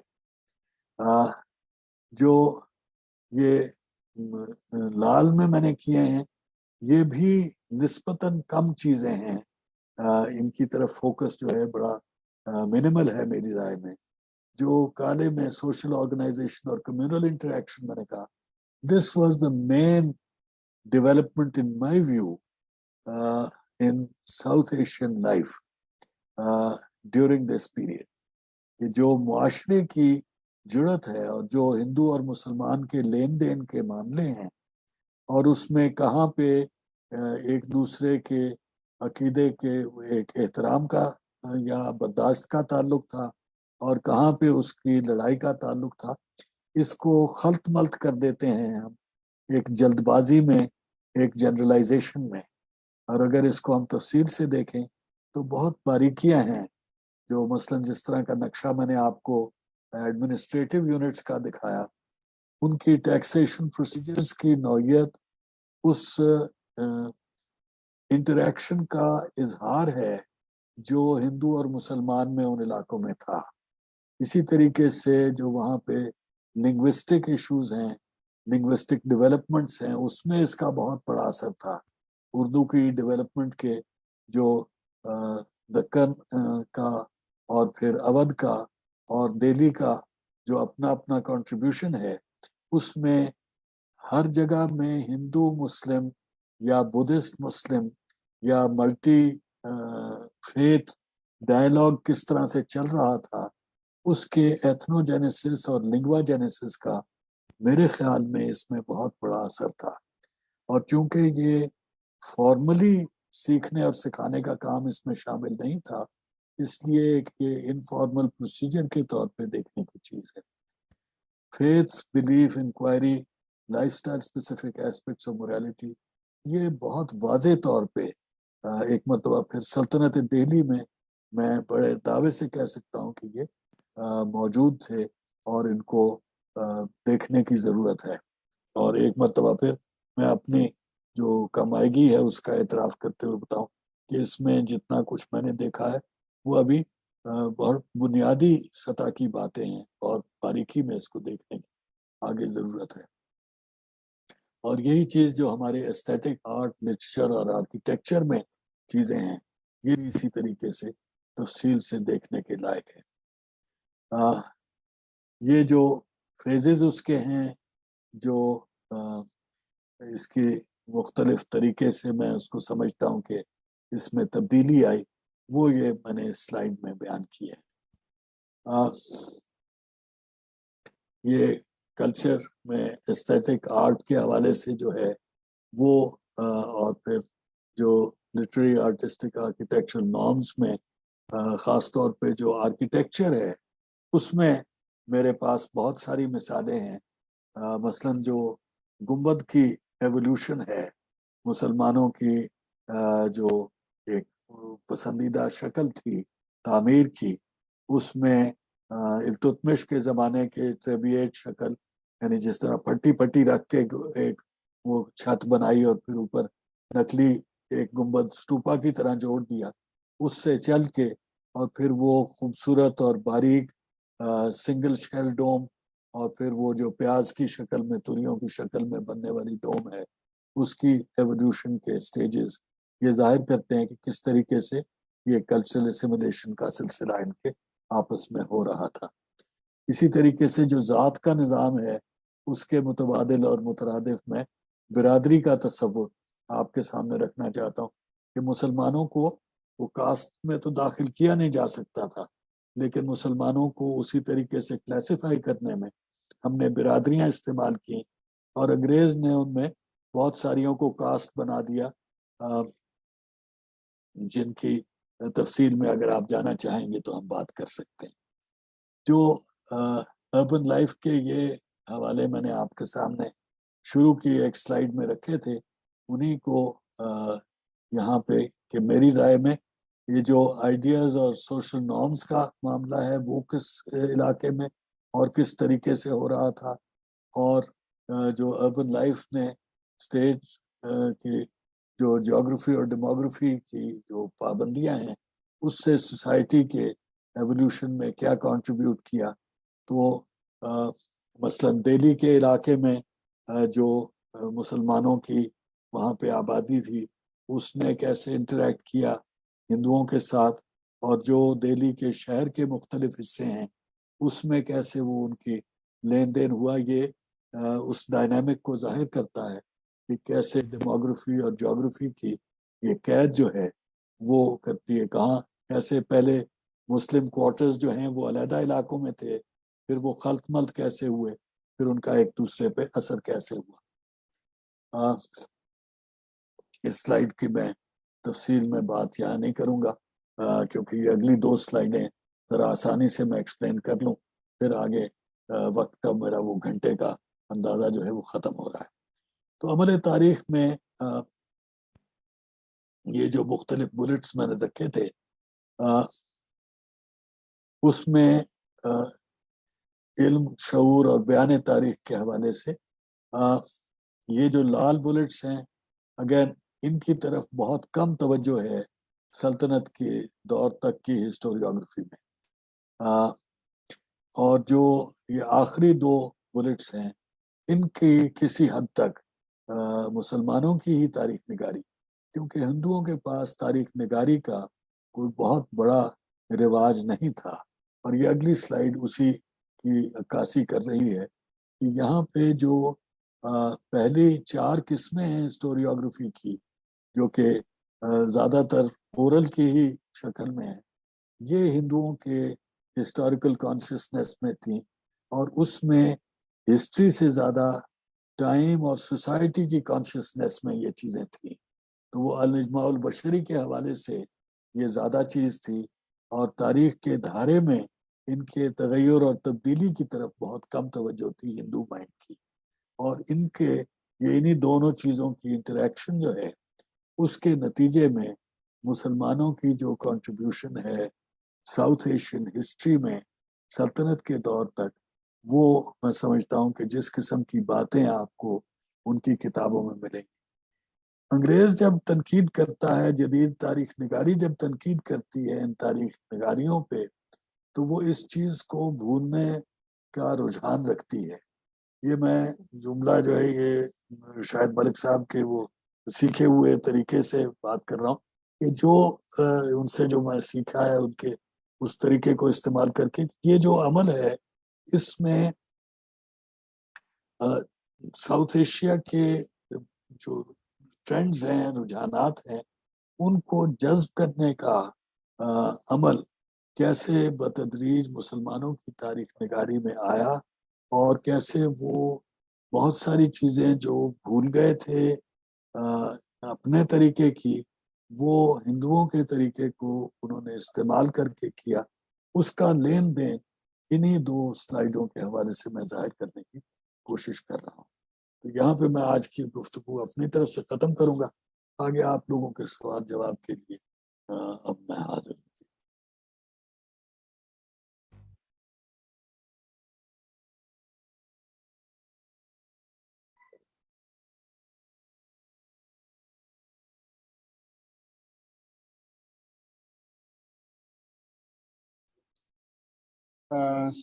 السلام علیکم سر، اگر آپ مجھے سن سکتے ہیں. جی سر سب سے پہلے سر آپ کا شکریہ ہمیشہ کی طرح سر ٹائم دینے کا. آپ سے بہت کچھ سیکھنے کو ملتا ہے. میرا سوال کچھ یوں ہے کہ سر جس طرح ہم اس سیریز میں آپ جس طرح شزرہ اور شرازے کا حوالہ دیتے ہیں، اور اگر ہم تاریخ کی کتابوں کی بات کریں تو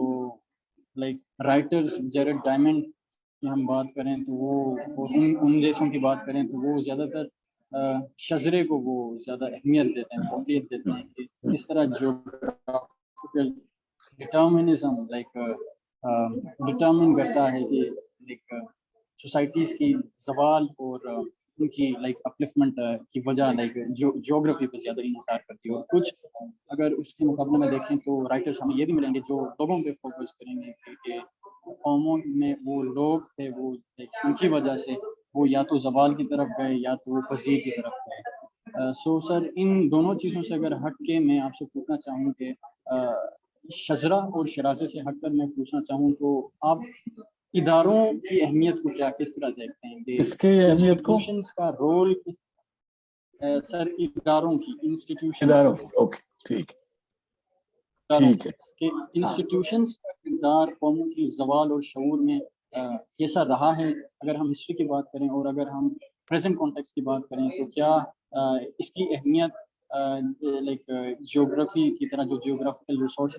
ڈسٹریبیوشن یا ان چیزوں کی جو اس طرح تھیوریز ہیں, اس کو آپ کس طرح دیکھتے ہیں اور ان کو آپ کس کیٹیگری میں لائک ڈالتے ہیں, انسٹیٹیوشن کو, اداروں کو, کہ آپ ان کو شرازوں کے اندر لائک ڈالتے ہیں یا شجروں کے اندر؟ سر آپ کا ٹھیک. اچھا, گزارش یہ ہے کہ جو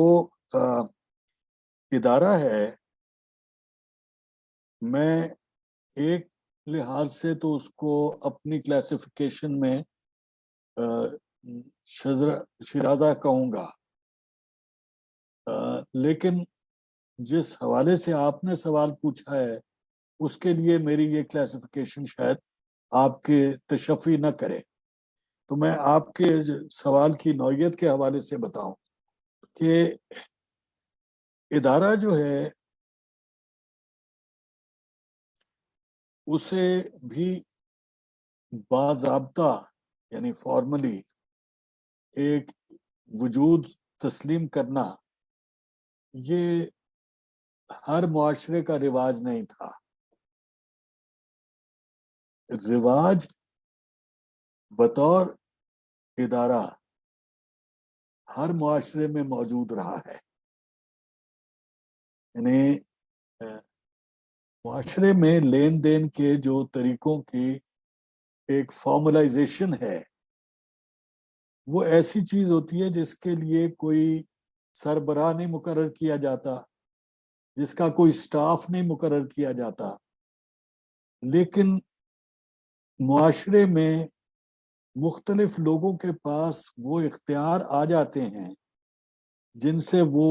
سربراہ بن جاتے ہیں اور ان کے ماتحت ان کا سٹاف بن جاتے ہیں. اب اس میں فی الفور میری جو مثال آپ کو میں سامنے رکھوں تو مشائخ چشت جن کا میں نے حوالہ دیا, ان میں نظام الدین اولیاء ان کے سربراہ مانے جا سکتے ہیں, لیکن کسی نے ان کو نہ اپوائنٹ کیا, کوئی اسٹیٹ آرگن نہیں تھا, کوئی باڈی, کوئی گورننگ باڈی نہیں بنائی گئی تھی مشائخ چشت کی جو کہے کہ ان کو ہم سب میں بے تاج بادشاہ مانتے ہیں. لیکن ان کی حیثیت بہرحال نہ صرف ان کے زمانے میں بلکہ ان کے بعد کے ہر زمانے میں جو اپنے آپ کو چشتی کہتے تھے ایک مثالی شخصیت, اور پھر ان کے فیصلے جو ہیں وہ ایک ادارے کی شکل بن جاتے تھے. اسی کی ایک دوسری اور ذرا جدید قسم کی, نسبتاً جدید قسم کی آپ کو مثال دوں تو اردو میں جب ہم نے زبان کے اصول تلاش کرنے کی کوشش کی تو ہم نے شعراء میں کچھ لوگوں کو اساتذہ کا نام دے دیا, اور پھر ان کی بات کو ہم نے اپنے لیے ایک ایگزامپل بنا لیا کہ جیسے انہوں نے کہا ہے وہ طریقہ ٹھیک ہے. تو گرامر کے اصول ہوں یا اور چیزیں ہوں, ان کے لیے ہم اساتذہ کی سند لیتے تھے. Now these are not formal institutions as such, but they get institutionalized. Societies have always institutionalized things as culture, as norms, as modes of conduct, as morality and ethics. اب اسی طرح سے جو وہ انالیٹیکل ایپسٹمالوجی کی شان میں گستاخیاں کرتا رہتا ہوں, تو وہاں سے ایک مثال آپ کو دے دوں کہ جو یہ ایتھک کا لفظ آپ سے میں نے ذکر کیا تو وہاں سے خیال آ گیا پروٹیسٹنٹ ایتھک میکس ویبر صاحب کی. یہ کیا ہے, اس کو کس نے انسٹیٹیوشنلائز کیا؟ Max Weber decided one day that he found this to be a viable social norm that is dominating Western thought. اور ہم سب اس کے پیچھے چل پڑے. ہم سب نے اس کا فیصلہ مان لیا ہے. یہ جو فیصلہ ماننا ہے، یہ جو فیصلہ کرنا ہے، یہ ادارہ سازی ہے. ادارے بنتے ہیں ہر معاشرے میں، اور ان کو فارملی انسٹیٹیوشنلائز کرنا یہ جدید حکومت کا نظام ہے جو ہر چیز کے لیے ایک اتھارٹی بنا دے گی. اب بلدیاتی اتھارٹی بنانا یہ تو جدید کام ہے، لیکن بلدیاتی فیصلے تو ہمیشہ ہوتے رہے ہیں. مجھے تو نہیں معلوم کہ کوئی انسٹیٹیوشن تھی جو انڈس ویلی سیولائزیشن کی اس سارے نظام کو، جو کہ دنیا میں ایک مثالی نظام ہے 3000 سال 4000 سال پہلے کا، جس میں یہ سلسلے چل رہے تھے، تو وہ کیسے ہو گیا؟ یہ چیز جو ہے، یہ انسٹیٹیوشن فارمنگ ہوتی ہے. they are always there and they are always effective. جب کوئی انسٹیٹیوشن انفیکٹو ہو جاتی ہے تو وہ نظام بیٹھ جاتا ہے. whether it is a formal institution or it is an informal. ٹھیک ہے. Thank you. جی ڈاکٹر بہت صاحب. شکریہ sir. Thank you so much sir. Welcome. جی ڈاکٹر صاحب. جی سر میرا سوال اس سے متعلق بھی ہے جو آپ اس دفعہ آپ نے جو 500 to 1500 ہے، اور شاید اس کے بعد بھی اگر آپ ساؤتھ ایشیا پر آئیں گے تو اس سے متعلق بھی ہے کہ ایک ویو ہمارے ہاں، اور شاید آپ نے بھی جو بلاد السندھ والی کتاب ہے اس میں اس چیز پر فوکس کیا ہے کہ پاکستان ایک علیحدہ جیوگرافیکل اور ہسٹوریکل اینٹیٹی کے طور پر دیکھا جا سکتا ہے. یعنی ہم ساؤتھ ایشیا کی ہسٹری کے اندر پاکستان کو ایک مکمل ایک سیپریٹ یونٹ کے طور پر اسٹڈی کر سکتے ہیں، اور یہ شاید اینشنٹ ٹائم سے جو ہے نا وہ ایک علیحدہ، اسی کے لیے آپ جو بھارت کی اصطلاح استعمال کرتے ہیں، حالانکہ بھارت تو ایک نسبتاً ایک ماڈرن ٹرم ہے، لیکن بھارت اور پاکستان کو علیحدہ کرنے کے لیے تو، لیکن جب ہم آپ کے ہی یعنی جو آپ لیکچرز دے رہے ہیں اس کے حوالے سے دیکھتے ہیں تو ہمیں یہ بھی نظر آتا ہے کہ بہت ساری جو اکائیاں ہیں یا بہت ساری جو یونٹس ہیں، یا وہ شزرہ اور شیرازہ کے حوالے سے ہی وہ بہت ساری چیزیں اوور لیپ کرتی ہیں کہ مثلا جو سندھ ہے کیا وہ بلوچستان کے زیادہ قریب ہے یا کے پی سے زیادہ قریب ہے یا راجستھان سے زیادہ قریب ہے. یعنی اس کی جو بہت ساری اینٹیٹیز ہیں وہ تو بہت شاید ان کے زیادہ کلوز ہیں اور دوسری طرف سے کم ہیں. تو اسی طرح پنجاب کے حوالے سے بہت ساری چیزوں کو ہم آئیڈینٹیفائی کر سکتے ہیں. تو اس طرح یعنی اس کو سیپریٹ یونٹ کے طور پر آپ کن کن وجوہات کی وجہ سے سمجھتے ہیں اور اس کو کس طرح دیکھا جا سکتا ہے؟ اچھا دیکھیں، پہلی تو بات جو میں مستقل عرض کرتا رہتا ہوں یہ کہ جس نظام میں ہم چل رہے ہیں اس میں کچھ پابندیاں عائد ہم نے کر لی ہوئی ہیں، اور ان پابندیوں کی وجہ سے ہمیں اس سے باہر نکلنے میں مستقل دقت رہتی ہے. زمانی اکائیاں ہوں، مکانی اکائیاں ہوں، افراد کی اکائیاں ہوں، ان کے سب کے جو علیحدہ علیحدہ گروہ بنا دیتے ہیں، یہ فہم کی سہولت کے گروہ ہیں. جب میں بلاد السندھ میں ان اکائیوں کی بات کرتا ہوں تو اگر آپ توجہ کریں، اور یقیناً آپ نے اس کو تسلی سے دیکھا ہوا ہے، آپ کی نظر میں ہوگی یہ بات کہ میں زمانی اکائیاں ہر موضوع کے لحاظ سے علیحدہ کر دیتا ہوں، اور جب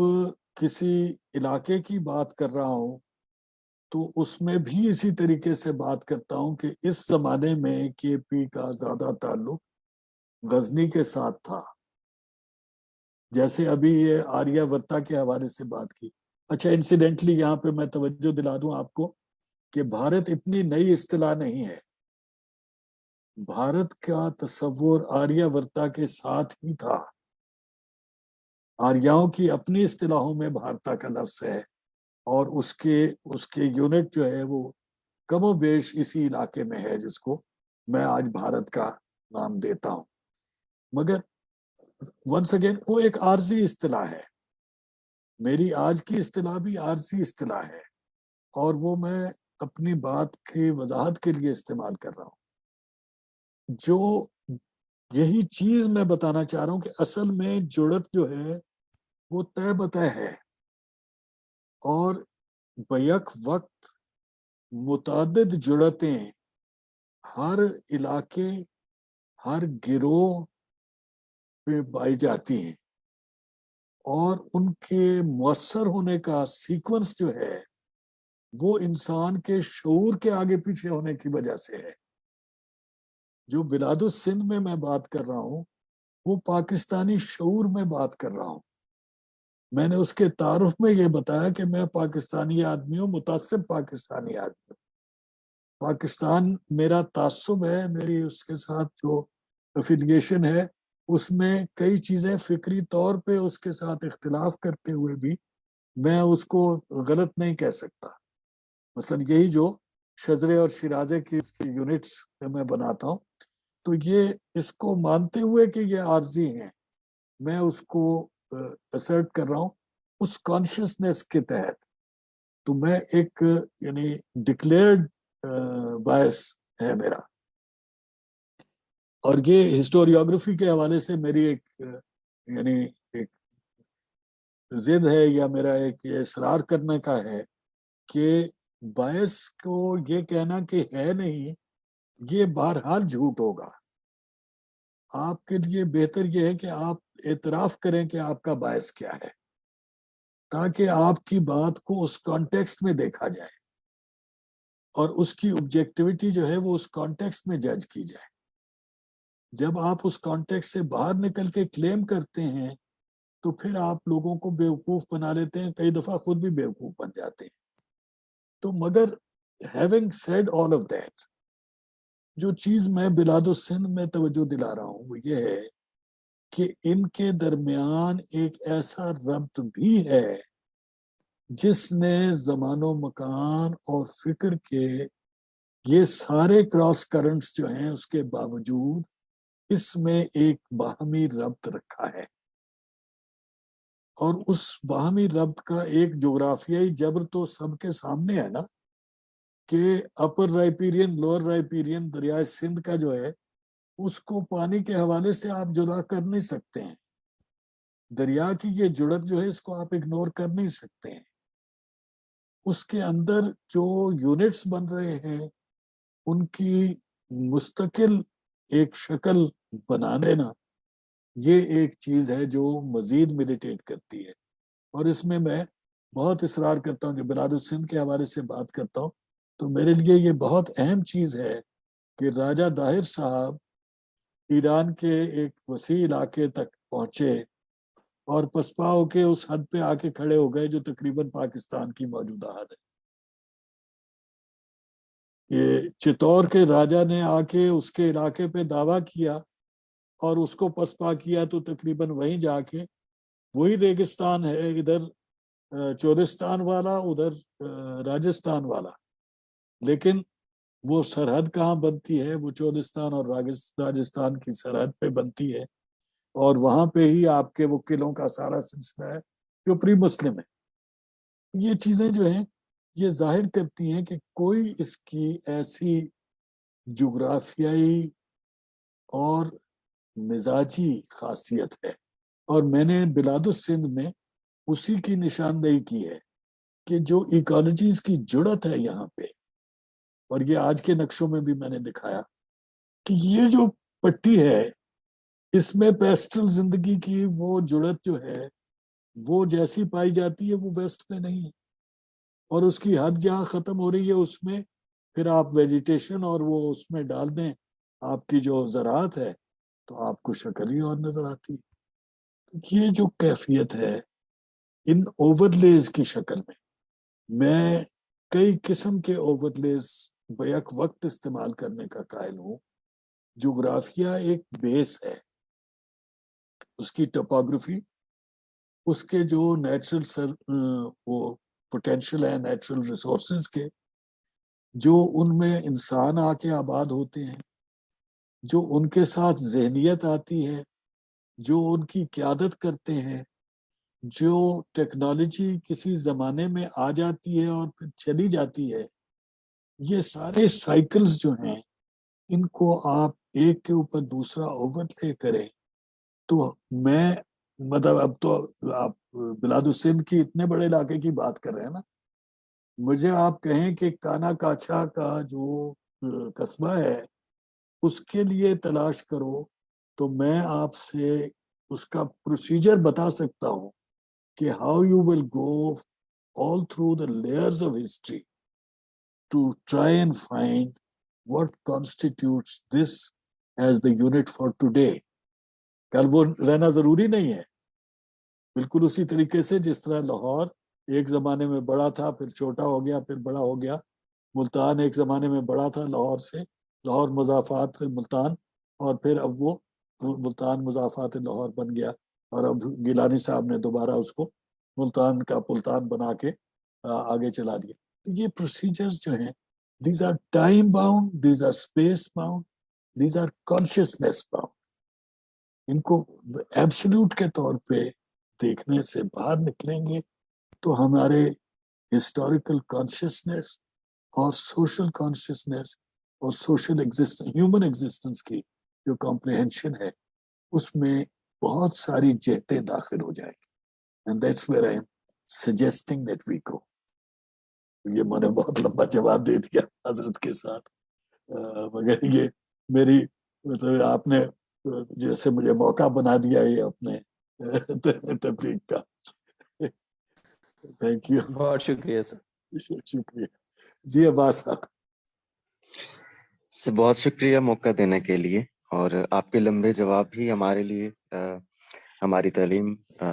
का हिस्सा बन जाते हैं। बहुत खूबसूरत था। मैं सबसे पहले तो छोटा सा सवाल ये करूंगा कि क्या आप यही बात कल भी यानी कि अगले सेशन में कंटिन्यू करेंगे? तो मैं कई सारे सवाल अभी रखूंगा अपने पास और नहीं पूछूंगा कल के आप सेशन सवाल जरूर पूछ लें। कल के जी, सेशन में इंशाल्लाह हम यहाँ से आगे निकल के सेंट्रल एशिया में चले जाएंगे। ठीक हो तो गया सर। साउथ एशिया रिलेटेड बातें जिम्नन आ जाएंगी। जी जी सर। और जो लिंक मैं- है जो मैंने आज के सेशन के शुरू में अर्ज किया था, ये 4 का लिंक है जिसको हमने आज, कल और फिर अगले हफ्ते की एक गुफ्तगू में करना है, जिसमें चीन और साउथ ईस्ट एशिया भी आएगा। ये इस साइकिल में हम चलेंगे and these ji are sir. Linked to each other. Ji right. अब सवाल बस कीजिए। छोटे छोटे 2-3 क्वेश्चंस हैं। एक मैं जानना चाहूंगा कि हमारे कॉन्टेक्स्ट में, साउथ एशियन कॉन्टेक्स्ट में, या हमारे इंडियन कॉन्टेक्स्ट में, या पाकिस्तानी कॉन्टेक्स्ट में, कास्ट और ब्रादरी का जो आप जिक्र कर रहे थे उसका फर्क बताइएगा। और दूसरा, जो राजा दाहर के हवाले से आपने हिस्टोरियोग्राफिकल इंफॉर्मेशन शेयर की, मैं चाहूंगा कि अगर आप प्लीज उनका रेफरेंस भी बताएं कि ये बात किस सोर्स से हम पढ़ते हैं और उस सोर्स की वैलिडिटी क्या है। और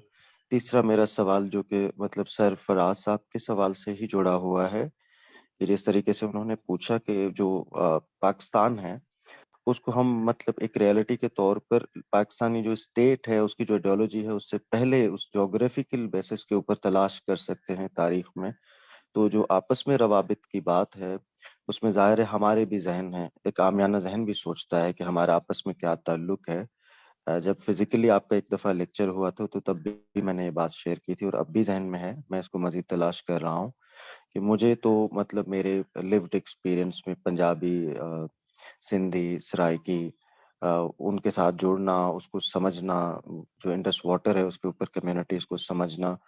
जिस तरीके से मैं समझाऊँ मुझे कोई भी फ़र्क नज़र नहीं आता। लाइक लैंग्वेज भी बहुत छोटी पड़ जाती बल्कि वो सेम नज़र आती है।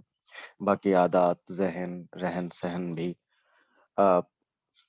लेकिन मुझे बलोच की समझ नहीं आती, मुझे केपी की बलोच, समझ नहीं आती। ठीक इन है, दोनों की ठीक है। समझ नहीं आती कि मैं हाँ उनको हाँ, अपने ठीक, साथ कैसे जोड़ूँ। वेरी तो अगर नाइस, ये ठीक कहीं है। आपको नज़र आते हैं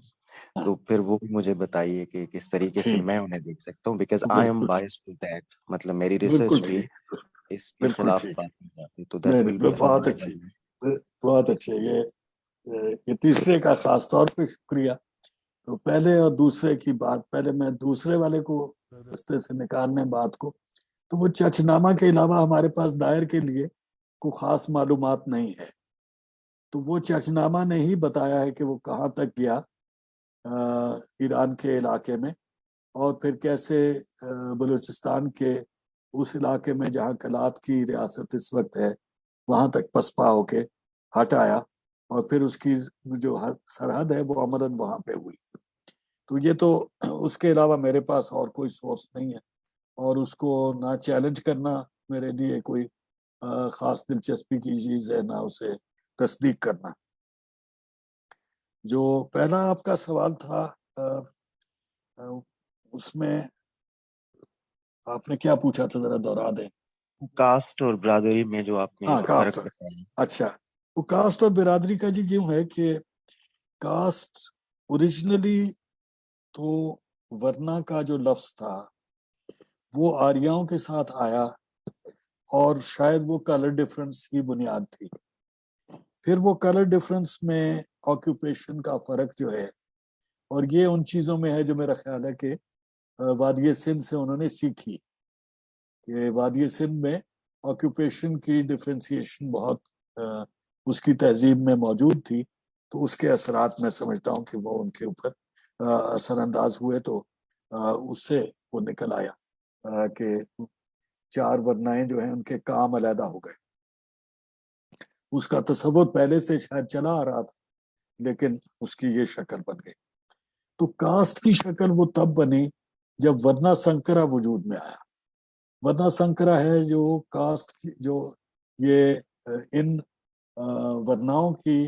वायलेशन थी,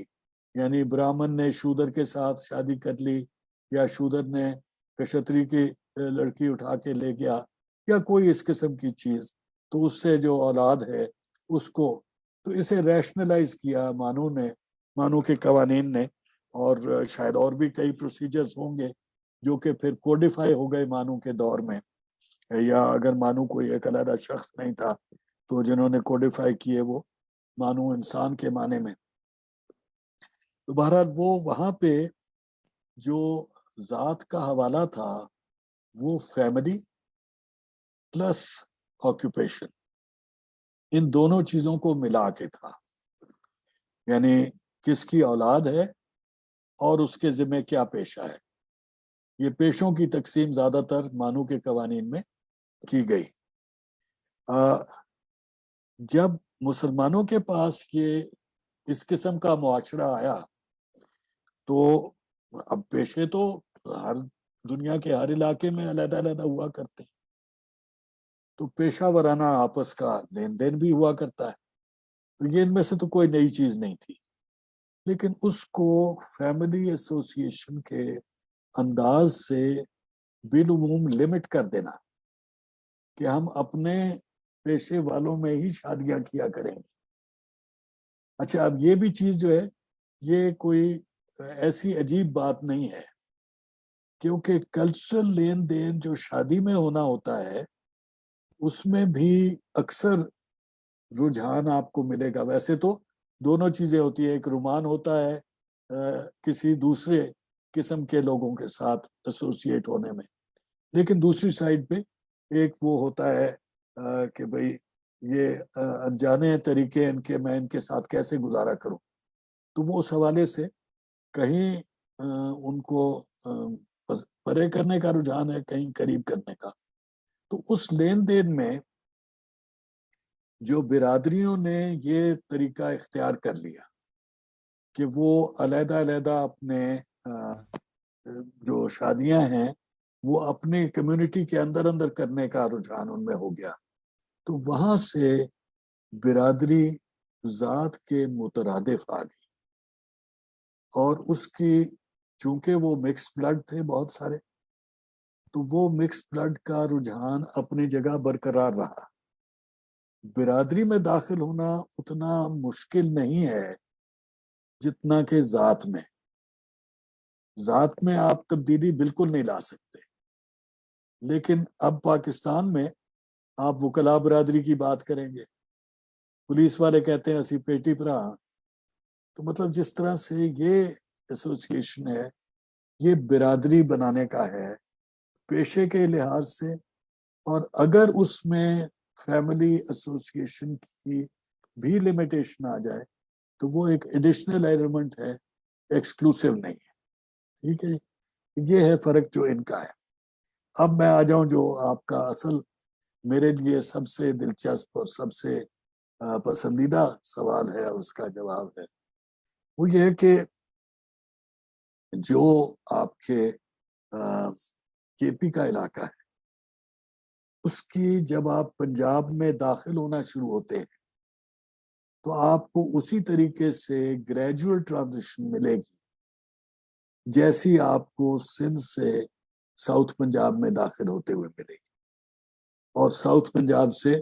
لاہور کی طرف جاتے ہوئے ملے گی. ان میں سے ہر ایک کی جو یہ افیلیشن ہے, ایسوسیشن ہے, وہ اسی نوعیت کی ہے کہ اس میں آپ کی جو اسی طریقے سے جو آپ بلوچستان کا آپ نے کہا, تو جب آپ کچی کی پہاڑی چڑھنا شروع ہوں گے جیکب آباد سے, تو آپ کو اس میں ایک افیلیشن نظر آئے گی, ایک ٹرانزیشن کا عمل نظر آئے گا. وہی آپ کوٹ ڈیجی سے شروع ہو جائیں تو آپ کو جیکب آباد تک وہ ٹرانزیشن ملے گی. تو یہ بتدریج ان کی تبدیلی کا عمل ہے, بتدریج ان کے اندر یہ رجحانات مختلف ہو جاتے ہیں جن کی تاثیر ہم محسوس کر سکتے ہیں اگر اس کو اس زاویے سے دیکھا جائے. پھر دوسری چیز جو آپ کو ملے گی وہ یہ جو اب جس کو اس طرح ہم واٹر شیڈ کے طور پہ مثلا دیکھتے ہیں, تو بلوچستان کی جس طرح آپ نے بات کی, تو بلوچستان کی خاصیت ایک اور لحاظ سے منفرد ہے, بلکہ کے پی اور اس کی دونوں کی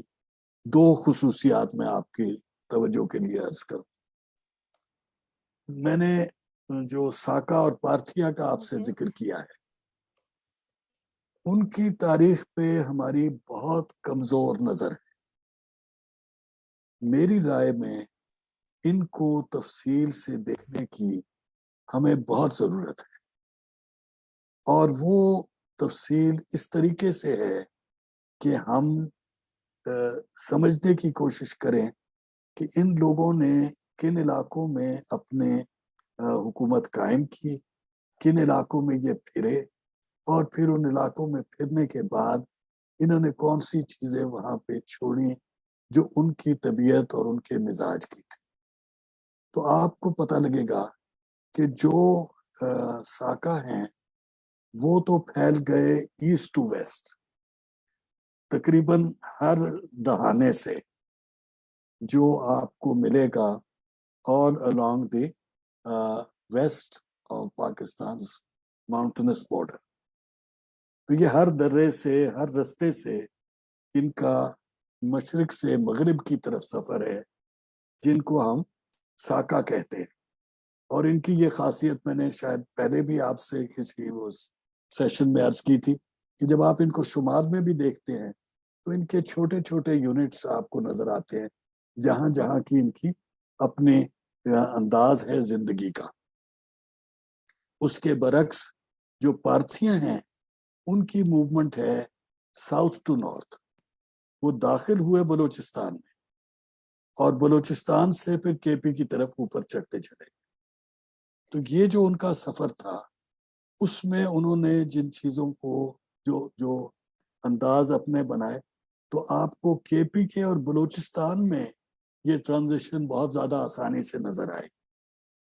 یہ ساؤتھ ٹو نارتھ جو ٹرانزیشن ہے یہ دونوں پٹیوں میں, اب اس میں ایکالوجی کا فرق آ جاتا ہے. تو ایسٹ ٹو ویسٹ ایکالوجی کی لنکیج اور طرح کی ہے.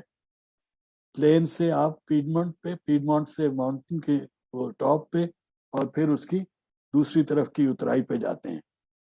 تو یہ ایک پہلے میدان ہے, پھر اوپر چڑھائی ہے, پھر اوپر سطح ہے, پھر اترائی ہے. تو ہر پہاڑ کی جڑت جو ہے وہ سرکولر ہے, یہ طے بتایا آپ کو اس میں یہ لنک نظر آئے گا. تو اس طرح کی چیزیں ہیں جن کو ونس اگین جیسے میں نے عرض کیا ان کی تحقیق کی بہت ضرورت ہے. یہ سطحی باتیں ہیں جو میں کر رہا ہوں کیونکہ میں اتنی عمر گزار کے میرے پاس I have just scratched the surface and I have found the trends that I am presenting before you. اور ان کے ہر ایک کے لیے میں سمجھتا ہوں کہ خاصی تحقیق کی مزید ضرورت ہے. ٹھیک ہے جی. سر بہت شکریہ آپ کے جواب کے لیے. ظاہر ہے مجھے موٹیویٹ کرتا ہے. میں سندھ اور پنجاب کا عادی رہا ہوں ان کی مطلب آپس میں جڑت کو تلاش کرنے کا, اور میں ضرور چاہتا ہوں کہ اپنے باعث سے بڑا ہو کر میں جو ہے کہیں اس طریقے سے بھی دیکھ لوں کہ بلوچستان اور کے پی کو میں سائڈ لائن کرنے کے بجائے میں تلاش کرنے کی کوشش کروں کہ کوئی لنک ہے. مطلب میں آپ سے سوری یہ بات آپ کی میں ٹوکی میں کہنا یہ چاہ رہا ہوں کہ اس کی جو تحقیق درکار ہے نا اس میں آپ کو تاریخ کے ان علاقوں میں جانا ہوگا جن کے اوپر ہماری نظر کمزور ہے. یہ کام جو ہے خاص طور پہ آریاؤں کا بڑا تذکرہ ہو گیا. انڈس سویلائزیشن کی ہم نے بہت ساری معلومات دیکھ لی اور وہ آرکیالوجی کافی اس پہ کام کرتی رہتی ہے. مسلم پیریڈ پہ بہت سارا کام ہو گیا. یہ بیچ میں ایک بلائنڈ سپاٹ ہے. جب ہم سینٹرل ایشیا کا وہ زمانہ جو پری مسلم ہے, اور یہ کل کی گفتگو میں تھوڑی سی بات اس کی آئے گی لیکن بہت زیادہ کرنے کی مزید ضرورت ہے, تو اس کو جب ہم دیکھیں گے کہ ساکا اور پارتھیا کیسے تھے اور دوسرے, تو پھر ہمیں کئی اور ایسی چیزیں نظر آئیں گی جن کے ساتھ آپ کو یہ جو سوال آپ کے ذہن میں ابھرتے نا. اور دوسری میں گزارش یہ کرنا چاہوں گا کہ جو آپ کا اس وقت اپنا کام ہے وہ اگر پسند کریں تو میرے ساتھ شیئر کیجئے, ای میل پہ میرے ساتھ رابطہ رکھیں, اور ہو سکتا ہے میرے پاس کوئی بات ہو آپ کو مزید بتانے کی جو کہ سرے دست یا آپ کی جو سوچ کے سوال ہیں یا معلومات ہیں اس کو جانے بغیر میں نہیں کہہ سکتا. تو یہ میں ایک درخواست ہے. جی سر, میں ضرور شیئر کروں گا انشاءاللہ آپ سے, اور مجھے یقین ہے کہ اس سے جو مجھے کچھ ملے گا وہ میرے لیے کافی مفید ہوگا. کیونکہ کسی نے سوال نہیں پوچھا, مطلب میں نہیں دیکھ رہا ہاتھ اٹھائے, تو میں کروں گا ایک چھوٹی سی بات آپ کی ہی بات میں ایڈ کرنے کے لیے. جو ذاتاً برادری کی آپ نے مثال دیا ہے, lived that, like ہمارے ہاں ہم کاسٹ بھی ہیں اسٹرانگ, یعنی کہ میرے گاؤں میں میری کاسٹ اور سب کاسٹ کے علاوہ کوئی نہیں رہ سکتا, لیکن ہم برادری بھی ہیں جو واقعی اسی طریقے سے شادیوں میں نظر آتی ہے کہ ہمارے کوئی ہماری برادری سے بھی دور کا بندہ, وہ پشتون بھی ہو سکتا ہے, وہ بلوچ بھی ہو سکتا ہے, وہ کوئی بھی ہو سکتا ہے, وہ ہمارے گھر آ سکتا ہے اپنے بچوں سمیت. اس برادری کی شادی کی جو دعوت ہوگی اس میں جو بہت ہی قریبی لوگ ہوں گے ان میں ہماری کاسٹ سے باہر کا بندہ بھی آ سکتا ہے. تو وہ ٹوٹلی ہماری ان کے ساتھ جو انسیت ہے, محبت ہے, اس بنیاد وہ رشتہ قائم ہوگا برادری کا. تو مطلب میرے لیے یہ خوبصورت ہے کہ آپ یہ بتا رہے ہیں کہ مسلمانوں کے آنے کی وجہ سے شاید یہ برادری کا جو سسٹم ہے وہ قائم پذیر ہوا ہے. تو سر بہت شکریہ میری طرف سے آپ کے انپٹ کے لیے.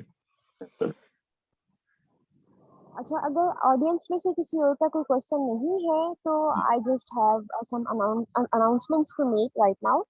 ہمارا یہ جو سیشن ہے کل کا تو ہمارے پریویس اسکیڈول کے مطابق ہی ہوگا, لیکن فرام نیکسٹ سیٹرڈے ہمارا جو سیشن ہے یہ صرف سیٹرڈے کو ہوا کرے گا, ناٹ آن سنڈے.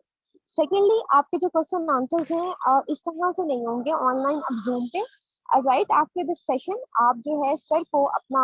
جو کوشچن ہے یا جو بھی وٹ ایور اسٹانس اور confusion you have you can mail him. Okay, it's not time restricted. یہ سر نے آپ کو فیور دی, otherwise we were of the opinion کہ 12:30 سے 1 PM تک اس question answer session کا ٹائم رکھا جائے, but now just because of him it's not time bounded. آپ لوگ اپنے کوشچن سر کو میل کر سکتے ہیں and he'll respond you as per his own convenience. Thank you جی. چلیے جی, تھینک یو ویری مچ. پھر کل کے لیے انشاءاللہ تیاریاں کرتے ہیں. तो अल्लाह हाफिज, जी कल सर, इंशाल्लाह। जी सर, थैंक ओके जी, अल्लाह हाफिज़, you. Okay ji, most Allah welcome, अल्लाह हाफिज़। हाफिज।